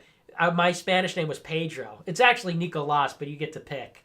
They were like, Pedro, you have to work on your pronunciation. I said, no, it's not that I can't do it. I refuse to do it. I am in America. And yeah, maybe it's a good thing to learn a foreign language, but I feel it's being imposed on me, and I object to that in principle. I shouldn't have to. I shouldn't have to learn Spanish to communicate with people at McDonald's, you know? So I was just going up, you know, hola, ¿cómo te llamas? Hello, I am in America, and I should be able to use an American dialectic. I have to, LARP as some kind of Mexican? Oh, I wasn't brought up in Mexico, so why should I have to pronounce it right? So, no. So, no learning Spanish. We speak English, not Spanish. You know, if anything, I would learn Italian. or Latin. Lee says, hi, Nick. Big fan of the show. Next time you see QAnon, could you please ask them to quit screwing with the MAGA boomers? They're getting worse with each passing day. Keep up the great work, King. I will be sure to communicate that to my friend QAnon. QAnon is very black-pilled, I have to tell you. You know, I generally trust QAnon. He's seen enough. He's proven himself. He's a smart enough guy. I respect his intelligence. I respect him as a person. He says something. I take it seriously. I say, well, you know, he knows. So QAnon's been very black-pilled. QAnon is very done with politics, and that should tell you something. QAnon is getting ready to get out of the political scene, and, you know, he's not really pleased with our prospects. Okay, Z is not pleased. It's not a man. So I will just tell you that, you know, coming from the top chain of command, my connection, my buddy Q, he's none too pleased with our situation, but I'll tell him to quit screwing with the boomers. Mr. K says, when are you heading to Cali to do an interview with Jesse Lee Peterson? Also, what are your thoughts on progressive liberal white men? Nick, love the show. Thanks. I don't know. I hope he invites me. I hope he reciprocates. That would be nice. But I don't know. I haven't gotten an invite. Progressive liberal men are pussies. You cannot be a man and be a progressive. Sorry, just can't. You cannot be a progressive and be you cannot be a man and be a feminist at the same time. You cannot. And I know people are going to say, oh, what, not like I'm some big macho man. You know, we have now boiled down masculinity and virility to like eroticism and phallic nature and like physical strength. Masculinity, virility, it's about more than that. You know, so I'm not coming at it from the perspective of, oh, no, well, you're a beta soy libtard cuck. You know, I'm coming at it from the perspective of you cannot, properly understood, fulfill the obligations and duties of a man and also be a feminist. You cannot, it doesn't work like that. You cannot believe in things like egalitarianism and, you know, all these liberal virtues. Doesn't work like that. You give up your manhood. You give up, you know, the teleology of what it is to be a man when you embrace those ideas. So I think they're not men. I think they are just simply, by definition, not men. And that doesn't mean you got to drive a monster truck and throw footballs. And it just means you have to fulfill the obligations of a man, which is you have to be a husband and a father. You have to be the head of the household. You got to bring home the bacon. You got to run the show in the house. You got to be the rock. Okay, and that means the women got to submit, and you have to be strong enough for the woman to submit, and you have to rear the kids in a strong way. If you're a liberal and it's like, oh, we'll just go with the flow, man, and hey, honey, do what makes you happy. You want me to be a house husband? That's fun. I'll make like cool pancakes, and I love the kids, man. We'll like, your job is so hard, but I'm taking it on for you, babe. Can't do it. That's not a man. Sorry. So that's my opinion. Zypher says 8 p.m. EST with the echoes. I don't know what you mean by that. I don't know what you mean by that at all. Stupid Snakes is late again. Yeah, there it is, always, right? You go hours over every night. Nobody, not a thanks, not an appreciation, but it's a little bit late. It's like 2 seconds later. He's late. Why don't you relax? Why don't you enjoy life a little bit? All right? The lobby music comes on. You see my face, you see the flag, everything is all right with the world. You know that you're going to get you can get it for free, by the way, but if you give a super chat, if you're a premium member, you're going to get your bang for your buck. You're going to get your money's worth. You're going to be entertained. You're going to laugh. You're going to learn something. You're going to get to take a little vacation from this place we call Clown World. So stop, enjoy. You know, just chill out, all right? Everybody always uptight, frenzied. You know, they log on. Where is the show? I need the show. Like, you know, you're some hopped up junkie. I have to be doing something. I have to be hearing and seeing something. Why do I have to fast forward? Why don't you relax, all right? You want to watch a show that's on time? Watch Steven Crowder, okay? And it's got good visuals. And guess what? Jewish money, okay? You want to know why they're on time? Jewish money. There it is, all right? I said it. No, it's all jokes, but it's all jokes. It's always jokes on the show. Ethan says, did you see Mel Gibson is making a satire film about the Rothschilds? My man's is about to open the eyes of the world. Yeah, I did see that, very based and red-pilled. My favorite actor. You know, I drive a Ford Mustang. And Mel Gibson, favorite actor of all time, favorite composer, Wagner. You know, I'm just a very cultured man, good taste in art, machines, things like that. So, yeah, I'm excited. I'm excited to see his Resurrection movie and the Rothschild film. Mel Gibson, very, very good patriot. We love him. Norwood says, big guys getting more applicable every show. Yeah, another hit on my weight. Good. You know, people have been saying, that guy's a stick. But the wind would blow him over. Well, maybe it's good. Maybe I gain a little bit of weight, throw it around a little bit, intimidate people. You know, my 6'9" frame getting large. You know, towering over Wignats and others. So, you know what? I'm proud. There's a lot more to love, you could say. You could say there's more of me to love. John Doe says, Orban makes me proud to be half Hungarian. Want to send some support and throw a few bucks your way. Keep it up, big guy. Hey, thanks. Yeah, I'm sure. He's the pride of the country. Elon says, what are your thoughts on the Republic of Turkey? Based. I like Erdogan. I think Erdogan is a part of the reactionary rising up. He said something to the effect that liberalization, or what was it? Liberal democracy. Something, one of these terms. It was either liberal democracy or westernization. He said that, I think it was democracy. He said democracy is like a train and you get off when it arrives at your stop. Basically saying, okay, you know, Turkey liberalized and they were sort of the poster child for Islamic secularization or reform in 26. But we got to where we need to be. We industrialized. We're now a modern country. And now we can go back to the way things were. We can go back to our Islamic culture, our traditional values. So I think he's based. He's working against our interests, and we oppose him for that reason.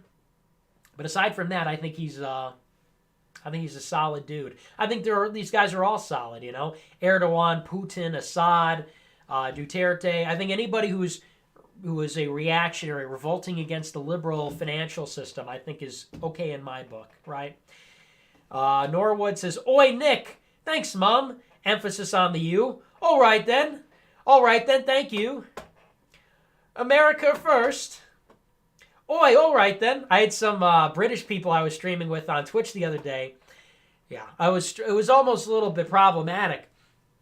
I was streaming at like 3 a.m. over the weekend, and this British kid comes in, and he's like, oi, hello, all right. He was the youngest verified streamer on D Live. He was like 15, and he's like, let's play Fortnite, whatever.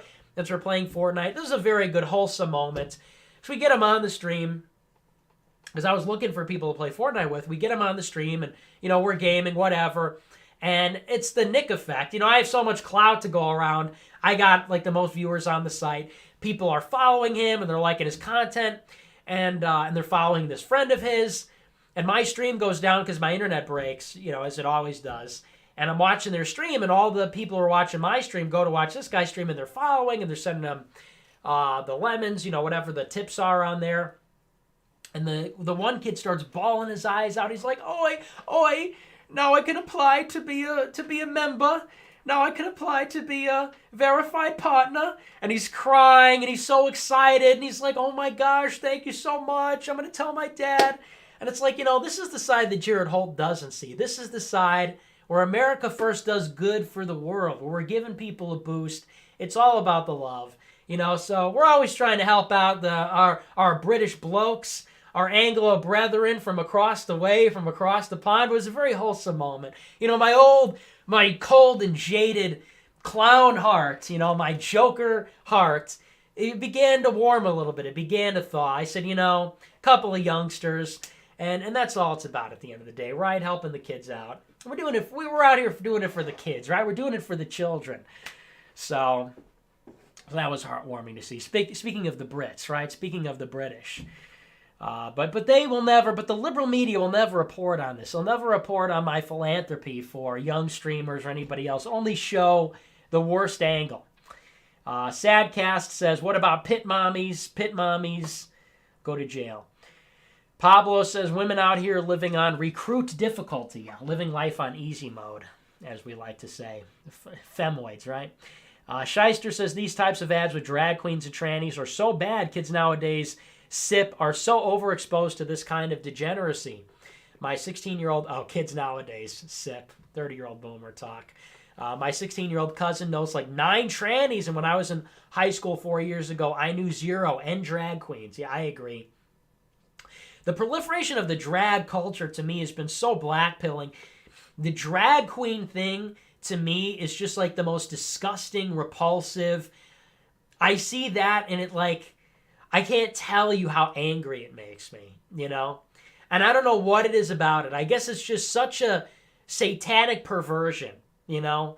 I think that's what you see in like Sodom and Gomorrah and all these, you know, evil societies, just the cross-dressing, the inversion of gender, the perversion of the divinely ordered gender roles and the way things ought to be, the natural law. And it just sickens me. And particularly because it's advertised to kids. You know, that's all I see eating this kind of stuff up is teenagers and 20-somethings. And they're watching, what is a drag queen? Some sick freak degenerate? And what's all the content about it? It's all about sex and drugs and drinking. It is like the epitome of cosmopolitan decadence and degeneracy.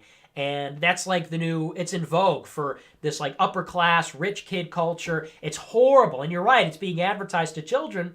And as a result, you look at the numbers, it's horrible. Like in Britain, they say it's something like 13% of, and I don't know the exact figure, but it's like astonishingly high. It's in like the teens percentage of primary school aged children who are identifying as transgender.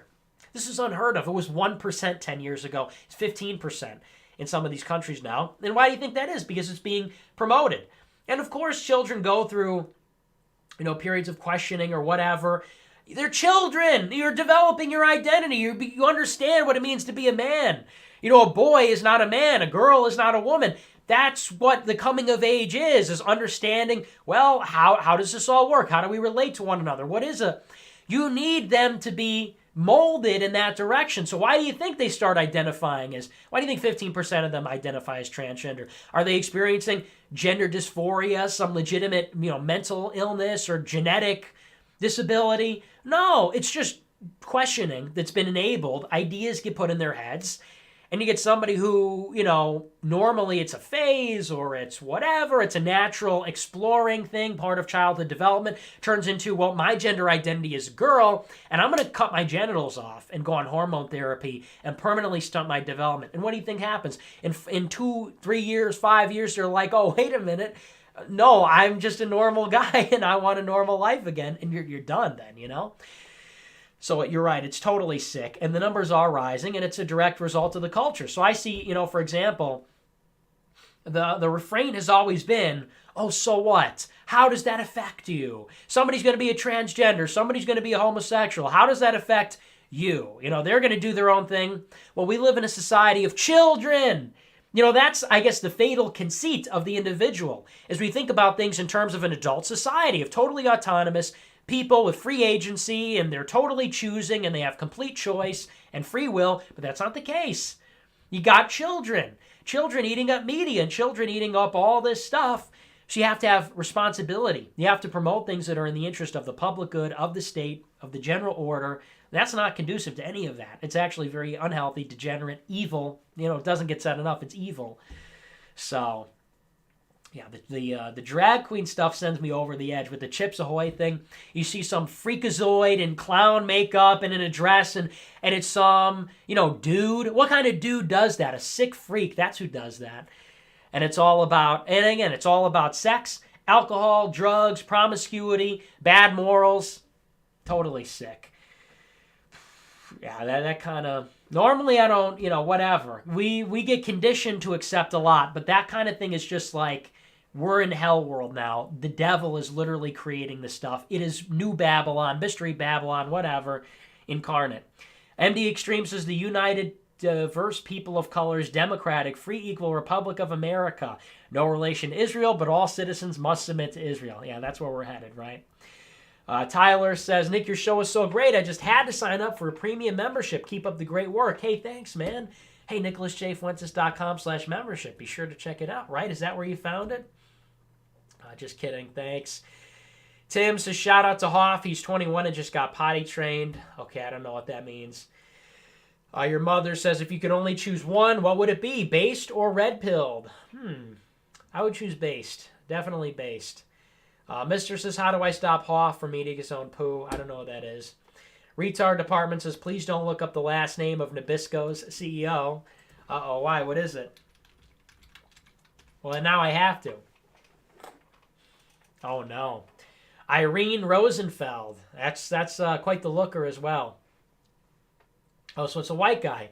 So the CEO of Nabisco, Irene Becker Rosefeld, who began his career at Dancer Fitzgerald Sample, an advertising agency. So I guess he's the head of Nabisco. That's interesting. Very interesting. So it's run by a white male. You can learn something new every day, right? Let's see.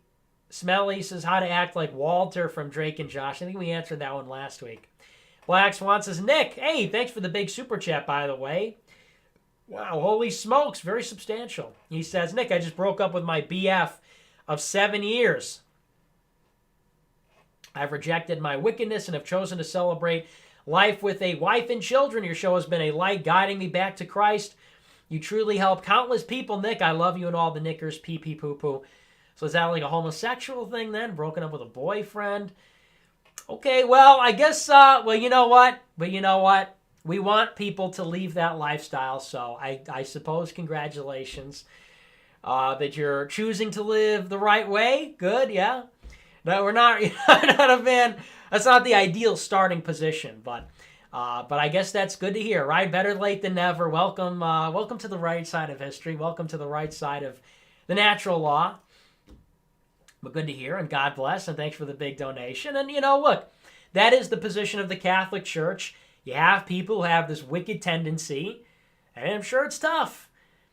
They got to be brought over. But the problem is they're so evil that a lot of them just, kind of have to be, a lot of them just kind of have to be shut down and pushed out of the public square. But, at the end of the day, and I said this, I think, on last week's show, ultimately, we are trying to save souls. So that is what it's about. If we can get people to reject and turn their back on the wicked actions, sexual practices, then that's a good thing, and we're praying for them, and they should be strong and all that. So good to hear. I haven't heard that one before. That's a new one. 2 years of doing the show, we get a lot of, I wasn't Christian before, whatever, but we have a convert. We have I guess you could call America First conversion therapy, right? You watch the show, and you start liking women again. Okay, I think we're in business then. So, but thanks so much. Good to hear, genuinely. And thank you for the big super chat. It's also better for you. People don't tell you that, but not only is that the right way to live, but it's also, look at the lifestyle that these people live on the other side. Drugs, disease, all that other stuff. So it pays off, I'm sure. Gen Z Philosophy says, have you seen the vid of Matt Bowling's comeback in the 400-meter relay in Texas? Look it up, fastest kid in the USA, and he's white. He's arguably putting the Aryan race on his back more than you are. Why? Because he ran around in a circle? I've known a lot of people who run around in circles. They don't do half as much as I do. All right? No, I'm joking, of course. Yeah, well, I did see that, actually. I believe I saw that on Twitter where he outruns, and they're all black, and the one white guy, he takes the lead. That's pretty solid, pretty impressive, and terrific and all that. But yeah, I wouldn't go as far to say maybe in the Aryan race of 200 meters. If we're talking about the Aryan race running around a track, yeah, he's doing more. But I don't think cross country running people, I don't know if they're doing as much to save the white race. Not the biggest fan of those types.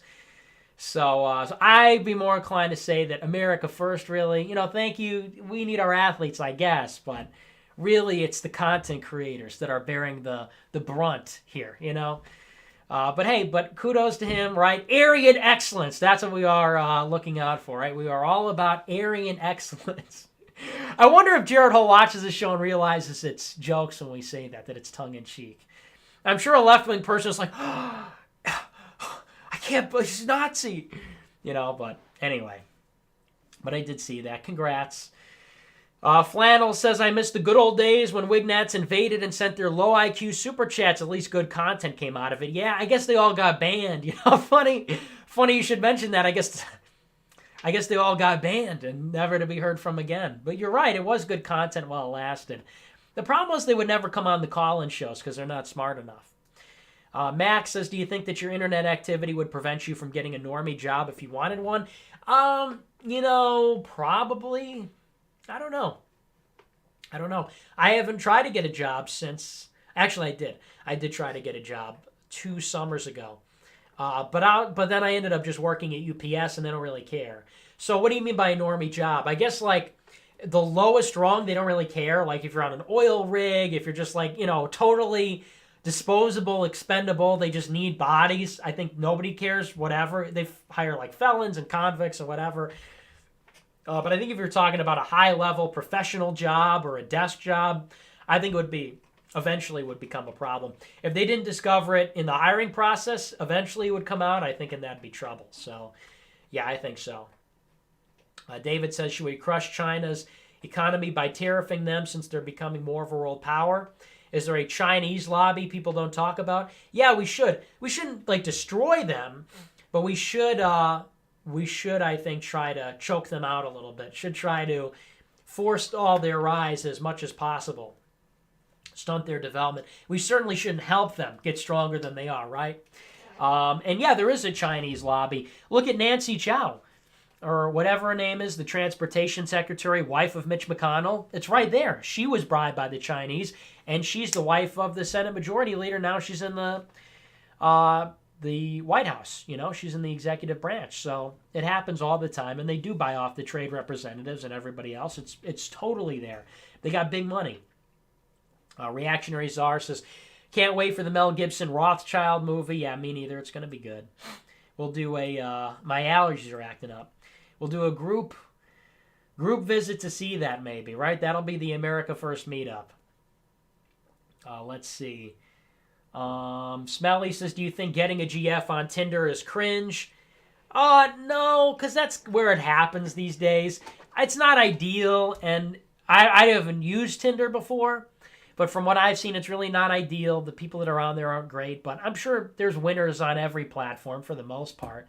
And I think that's just mostly how it happens. A good bulk of the market share of the dating scene happens online, so I think it's unavoidable. So I don't judge, really, as long as you find somebody, worthy.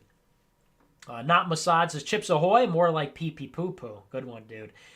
James says, I know you don't like his ideology anymore and probably answered this a billion times. But what are your thoughts on Ron Paul? And anarchist libertarian, I'm just not a fan. I think it's totally ridiculous. Liberty is not the most important governing principle. So it's too secular. It's too like Enlightenment type, individualistic stuff. So I'm not a fan. I think he's right on some issues, but only like incidentally. Zoom says, what does the E stand for? An e-girl. It just means like online, like email or whatever. E-commerce. It just means internet. Any girls on the internet. Reactionary Czar says, our immigration policy should have one simple rule. If you're black, go back. As simple as that. And that is a quote by the Estonian Minister of Finance, Martin Helm. Interesting quote. Definitely racist. I don't know if I'd go that far. Sounds really racist to me. We don't allow that on the show. So... maybe that's a little too far, I would say. Too far, big guy. Eleutheria says, sodomy is a crime against nature. Yeah, well, any kind of anal sex is a crime against nature. That's kind of the red pill.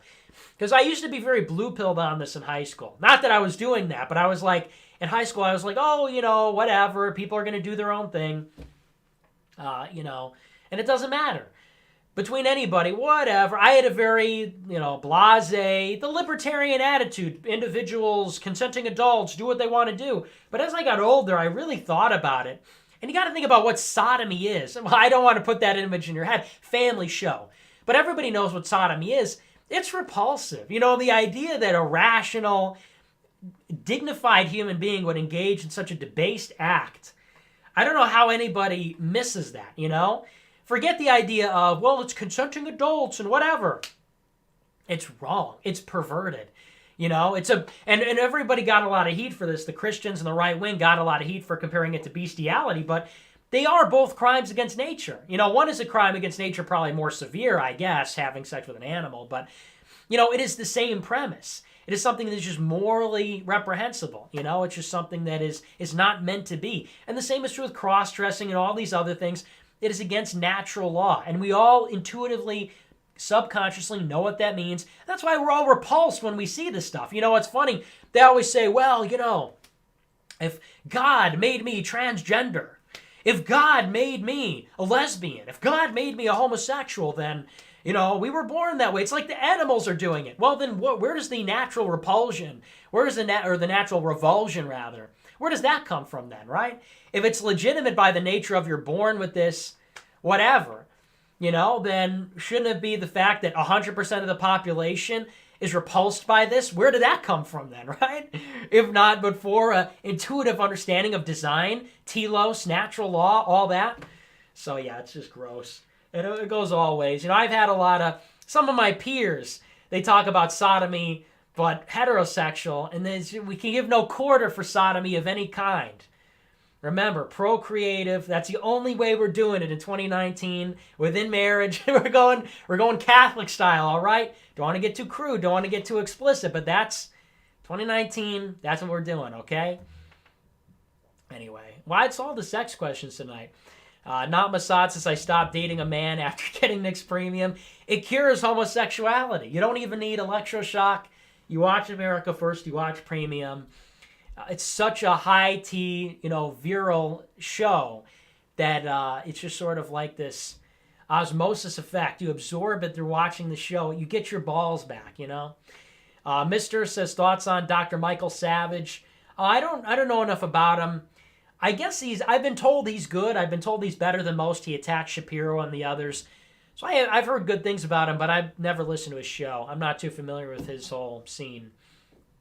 Zoom says, oi, congrats on the victory royale this weekend with little Tidy. Oi, with little Toity. Yeah, it was pretty good. Pretty good, wholesome stream. And we love our Anglos. We love the Anglos. Very, very quaint and petite. I find the British accent to be so quaint and silly and funny. I mean, I don't mean that in a condescending way. It's just funny to me. Marcus says, thanks, Nick. Hey, no, thank you, man. Briggs says, Nick, you blocked me on Twitter. I don't blame you. I wished you contracted Candida auris after the Hunter Avalon debate got canned. I'm sorry, I fired from the hip.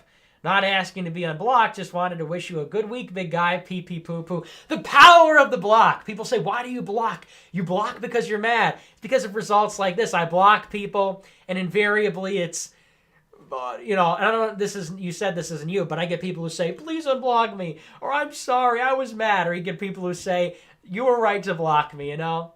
That's okay. Look, I'm forgiving. Apology accepted. Apology accepted. I don't know what was said.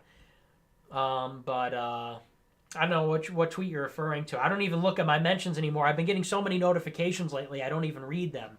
I got 8,000 likes on a tweet a few days ago, 4,000 the other day, 2,000 today. I just can't keep up with it. And I blocked, 5,300 people currently, so I don't remember. But all is forgiven. Thank you for having the humility to own up to it, the integrity to say I was in the wrong. Because people are very inconsiderate. I'm a human being. So I appreciate it. But I just texted Hunter today, so we're going to try and get that back on track. Reddit says pee pee poo poo and then leaves a swastika emoticon. Thanks, but we do not endorse a swastika, but thanks for that. Spirit Bear with a couple of shekels, thanks. I says, who will you be cosplaying at ACEN this year? I guess that's some kind of anime convention. I'll be going as Cat Noir, of course. I'll be going, of course, as Cat Noir from the Miraculous Ladybug and Cat Noir, or whatever the show is called. So you can catch me there. Look, all right, you watch the Cat Noir show. How can you not sexualize it? I mean, give me a break, right?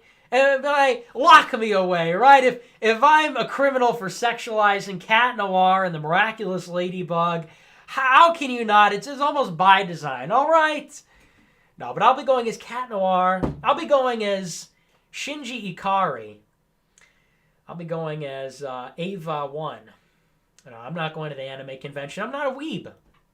Simple as. I'm not a weeb. I watch NGE and that's it. So, no cosplay for me. Me and Stempie will be wearing thigh highs, I guess. We'll go in the... we'll go in... Who's the famous cat boy? You know the one. We'll be matching. We'll be going as that.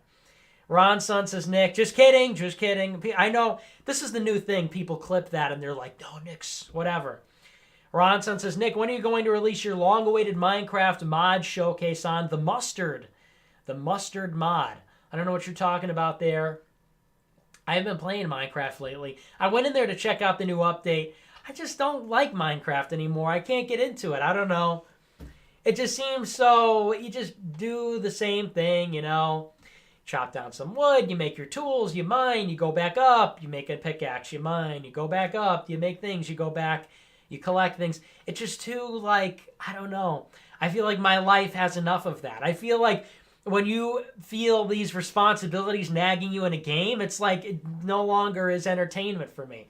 I've got nagging things on my brain about what I have to do in real life, in the real world. And then it's like, oh, now I got to go get more iron and more coal. And, oh, I got to, dig down. And then I got to build this and that. And it's just too daunting. It's like I can't do it anymore. The video games, I just need arcade-like games.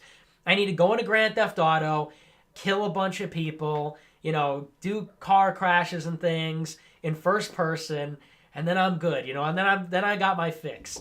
But you got all these games where it's like a million features and you got to learn it, and there's this curve and it's hard, and I just can't do it anymore. Can't do it. Don't have the mental energy. The med does not have the mental energy for this. Facundo says, hey, Nick, any thoughts on postmodern fiction? I don't know what that is. I don't read fiction. Joe Bro says, every day we continue to resemble the Weimar Republic. Wow, that's a really fresh take, dude. You think we're resembling the Weimar Republic? I never thought of it that way, but that's a really interesting way to look at things. America like Weimar Germany? So like Weimerica. That's really interesting. I'll have to think about that, I guess. That's a thinker. Just joking, of course. Just busting your chops a little bit. No hard feelings. Little joke. Eric says, ever listen to Howard Stern? Great interviews. Not really. He's kind of before my time. I'm a young man, so I wouldn't know. Gregory says, do you think Mike Pence could match Viktor Orban in American politics? No.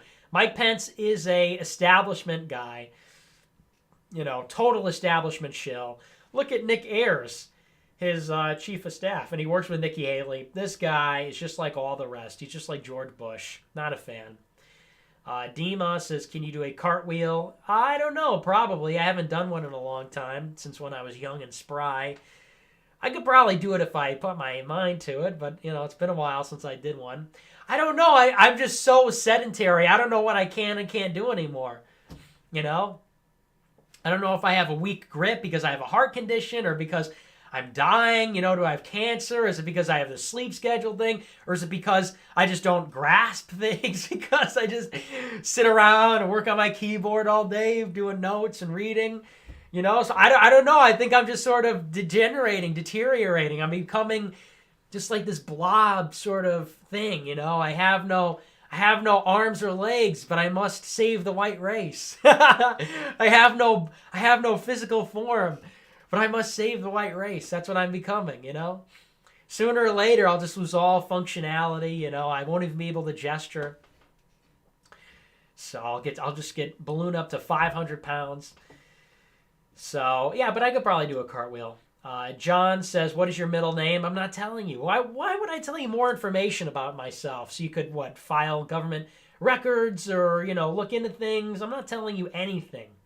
You don't even know my real name is Nick Fuentes. What if that's not even my legal name? What if my real name is like Jimmy? What if my real name is like the Derek Popson? What then? What would you say then? You'd probably feel pretty duped, huh? What if my real name was, Jeremy McBig Mac or something? Nobody knows. ASD, you haven't seen my birth certificate. How do you know? ASDF says, we got little 280 to 200 followers. Yeah, very heartwarming moment. MD Extremes' thoughts on Chucky 2009. I don't know anything about that. I saw Jared Holt write an article, but I'm not familiar with it. Zirconium says, save the Soph, knife the Nabisco, up the Orban.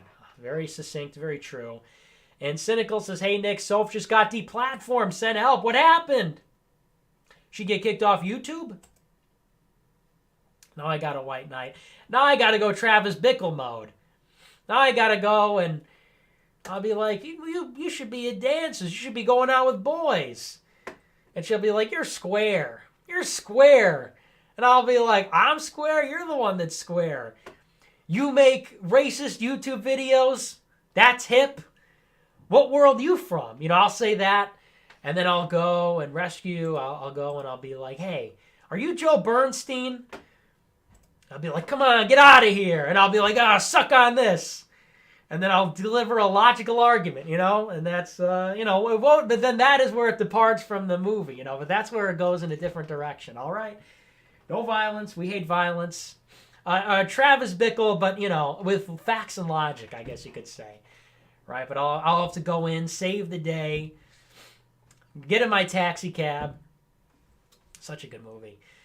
But yeah, that's tough. I'll have to lend my support. Yeah, I told her it was going to happen. Nobody listens. Nobody listens to me.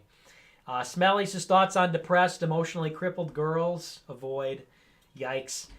Joe Bro says saw DJ audit the Fed's Twitter from one mediocrity to another. I feel as though I must absolve you of mediocrity. I am not mediocre. I don't know what DJ audit the Fed has to do with this. Let's see. Scroll down a little far there. Whoops, now I scrolled up too far. Where are we? Merster says, will you run for president in 2036 and become our Orban? Probably not, but who knows? I think I'm done. You say enough things on the internet, you're kind of toast.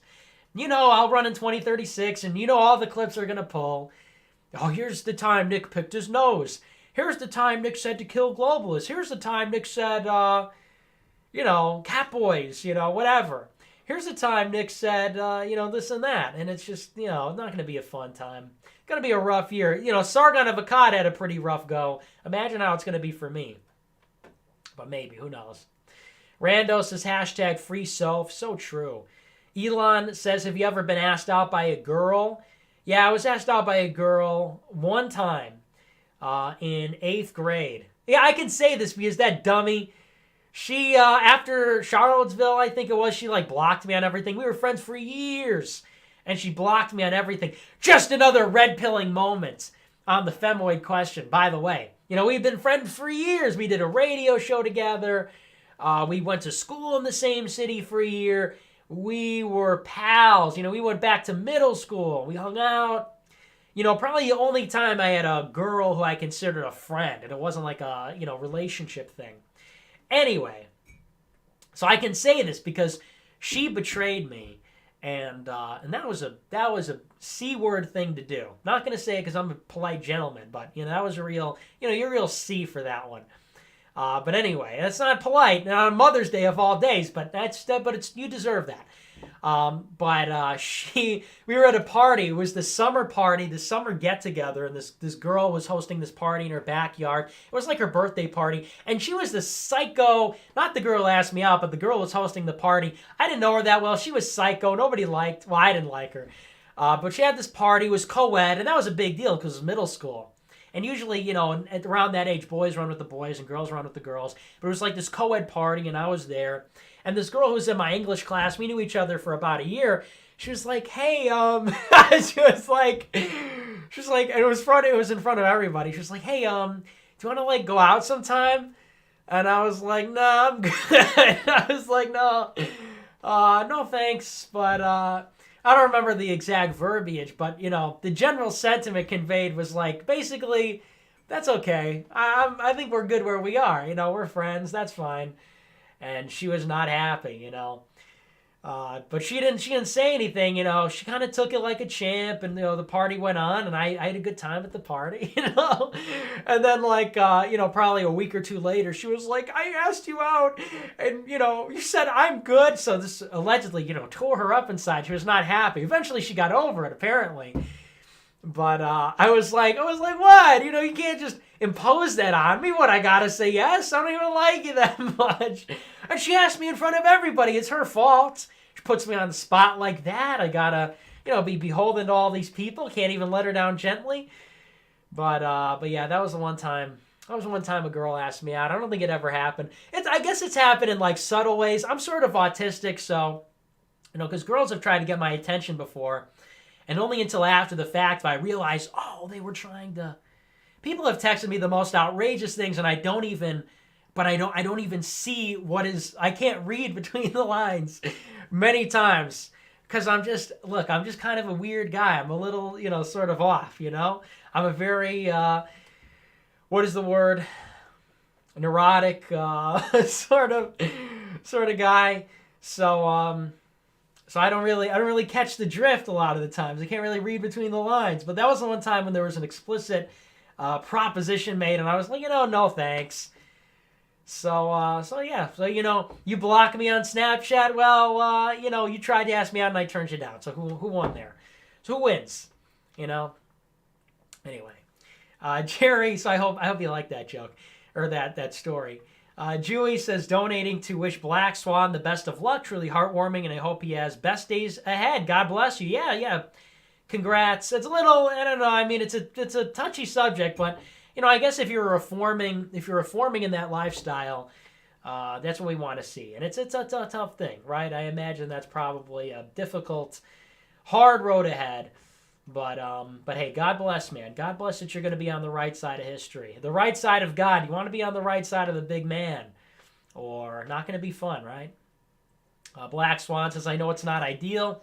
Was lost with that long before my faith or politics. You brought me back and gave me hope to stop living that way. Thank you. Hey, man, great to hear, and God bless. I am glad because, ultimately we say that because, people get led astray into these lifestyles to their own detriment. I guess it has a negative effect on society, obviously, but who are the victims? It's all the children that are being propagandized to, and this lifestyle is enabled. And people are told basically, if you have these feelings or if you, for whatever reason, whether it's genetic or childhood development, that's kind of irrelevant. But if you're in that situation, the narrative is, well, that means that you got to wave the flag and you got to march in the parade and it's a death sentence basically to a life of drugs, sexual promiscuity, misery, disease, all these things. And ultimately, nobody wins. Even these people that are like, we're going to shirk the Christian moral code and we're, love is love. We're going to do our thing finally. And what they're all just miserable. They've created their own personal hell. And it's no coincidence you live against God's ordained laws and rules for you, and your life turns into literally AIDS. You literally get AIDS. And this disease that ravages you, and it's drug abuse, and... just the social dysfunction. So it's good to hear. But in short, it's good to hear that everybody's getting right with God. That's what we want, because we're all going to die one day. It's gotta be the big decision, right? David Spurner says Catholic Match is greater than Tinder. Find cutesy trad Catholic GF. I haven't tried Catholic Match, but it's a LARP. All these people that say, oh, you're Catholic, let's just, go. No, we're too good for Tinder. We're too good for this. We're too good for that. We got to live in the world. This is the world we have.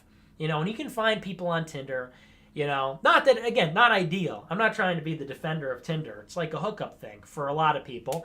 But, a lot of it is, oh, no, but it has to be Catholic Mass, and it has to be Catholic traditional Latin Mass, and it has to be Catholic this. I mean, sure, you got to live a devout life, and that's got to be it, but, I don't know. It just strikes me as LARPy. That's, people need to look at their options. Brian Shepard says, who wins in a fight, you or Ben Shapiro? He's not allowed to use his hat as a weapon. Oh, definitely me. Definitely me because I'm mean. If it came down to me and Shapiro, I've got the indomitable will to survive. I didn't have a billionaire prop me up. I have Aryan courage, all right? I have the Aryan heroic ideal values. What does Ben Shapiro have? He worked out some deal with Daddy, and they got some Hollywood producer and, some big money guy involved. So yeah, maybe if Ben Shapiro could work out some deal where somebody sneaks into the fight at the last minute, runs interference, distracts the referee, he uses a steel chair, that'd be how Ben Shapiro could pull out a win. But otherwise, I've got heart. What does Ben Shapiro have? Brian says, he says the same thing twice. The Champ says, I never miss a show. Thanks for all you do, Nick. Hey, thanks, man. Jimbo says, doesn't like Minecraft anymore. Yeah, okay, Jew. I don't like the way that sounds. That sounds like covert anti-Semitism. Disavow. Saying it like it's a bad thing. Look, we can't tolerate that on this show. All right, it has to be welcoming to all faiths and backgrounds. All right, YouTube is out there taking people out, and Ilhan Omar is being anti-Semitic. We have to be on guard. Miles says, if you started flipping burgers, Jared would still probably try to get you fired. These psychos won't stop until you're broke and starving. Until then, here's some shekels and keep up the great work. Well, thanks.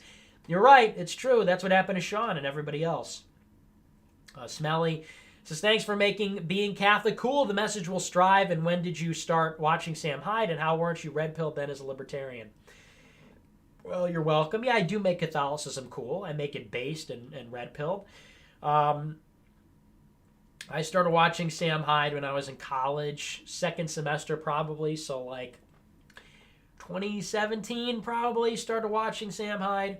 How was I not red-pilled as a libertarian? Well, I was in high school, and in high school I was in an all-white community. How can you get red-pilled in that environment? I didn't go on 4chan. My conservative digest was like, it was all normie stuff. It was Ben Shapiro, it was Andrew Klavan, Bill Whittle, Fox News, Mark Levin, all that kind of thing. And I couldn't get red-pilled by circumstance. So then I go to college and I see what's going on. I get exposed to some new stuff, and the rest is history. But that's how. It's actually very easy to see, So it's not evident when you're in the bubble and it doesn't affect you, and you're not sort of a fringe internet culture sort of a guy. You don't get exposed to that stuff. So I was a normie. CG says, here's $10. Hey, forget about it. Hey, thanks. First name says, Nick, what's a cat boy? I'm out of the loop. Just look it up. It's whatever. Generation Z Philosophy says, behold, Matt Bowling, a pristine Aryan specimen, perfect blonde hair and blue eyes. Jared, take notes. Yeah, that's going to get me in trouble. Forget building the wall. Mexico is our Lebensraum. Disavow all of this. Cloudstar says, Nick, when Kanye came out as MAGA, I decided to check out his music and got Yeezus and Yay. Then I just got Graduation and Beautiful Dark Twisted Fantasy. What should I get next? Yeezus, Yay, Graduation. Well, you got to do College Dropout, of course, if you haven't heard that yet. And Late Registration.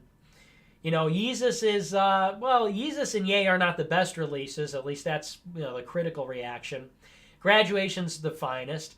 Beautiful Dark Twisted Fantasy is the finest. But, Late Registration, College Dropout, round out the trilogy. 808s is, a game changer, and maybe wrap it up with Life of Pablo. But, yeah, it's all good. It's a perfect discography. With one exception, Drunken Hot Girls. That song's bad. Amir says, is it easier to turn a skinny hot... and Wolves also. And Silver Surfer. And Part 2. Okay. Amir says, is it easier to turn a skinny hot thought into a trad or a fat trad into a skinny trad? I don't know. I haven't tried. Haven't tried either way. But thoughts, it seems to be tough to recover from that. So probably a fatty. Patrick says, how do you feel about trying to mend the schism between the Catholics and Orthodox? Yeah, I think it should be tried, but I don't know if it'll work. Ghani says, how do you feel about this James Charles guy? He's a degenerate. I'm glad he's collapsing, because that guy he's just the epitome of everything wrong. Hypersexualized, effeminate, emasculated, all that. The says, you see the teacher from Arthur got gay married? Yeah, I saw that. Yeah, isn't that great? Arthur's teacher getting gay married from the cartoon Arthur on PBS. It just doesn't stop. Ian with the big super chat there. Thanks so much. He says, are you going to read Michael Malice's new book on the new right? Yeah, I might check it out. I like Michael Malice, so maybe I'll take a look. Boopers says, trying to tell my friends on Facebook that women choosing birth control is a bad idea and the Jewish power is real. They don't care. Pray for me, brother. Yeah, good luck with that. It's not just, don't bother trying. Honestly, it's never worth it. Jordan says, Nick, my IT guy, ad block solution ain't working for premium content, even on Chrome, Firefox, Safari. Closing with a compliment, you get it. Much love. Okay, I will check it out. But thanks. Yeah, I will look into it. Okay, that's all our super chats. It is 9:15, and my head hurts, and my nose is congested, and I'm hungry and tired. So that's going to do it for us on the show tonight. Remember to check us out, NickJFuentes.com/membership. It's only $5 a month. We're 100% viewer funded, so that's the best way to support our show. We need your support because we don't get government money. We don't get sponsors, advertisers. We turn them away because we want to keep it independent. So be sure to check us out. The link is down below. You get one additional show every week if you subscribe to become a premium member. Like I said, it's only $5 a month. Not a bad price. Pretty good price point if you ask me. Remember to subscribe to the channel. Give us a big thumbs up. Leave a comment down below. Click the notification bell to get notified every time I go live. Remember, we are on the air Monday through Friday, 7 p.m. Central, 8 p.m. Eastern Standard Time. I'm NickJFuentes. As always, thank you guys for watching. Thanks to our super chatters. Thanks to our premium members. Thanks to everybody who watches the show. We love you, folks. We love you. Happy Mother's Day. And we'll see you tomorrow. Until then, have a great rest of your evening. Americanism, not globalism, will be our credo. It's going to be only America first. America first. The American people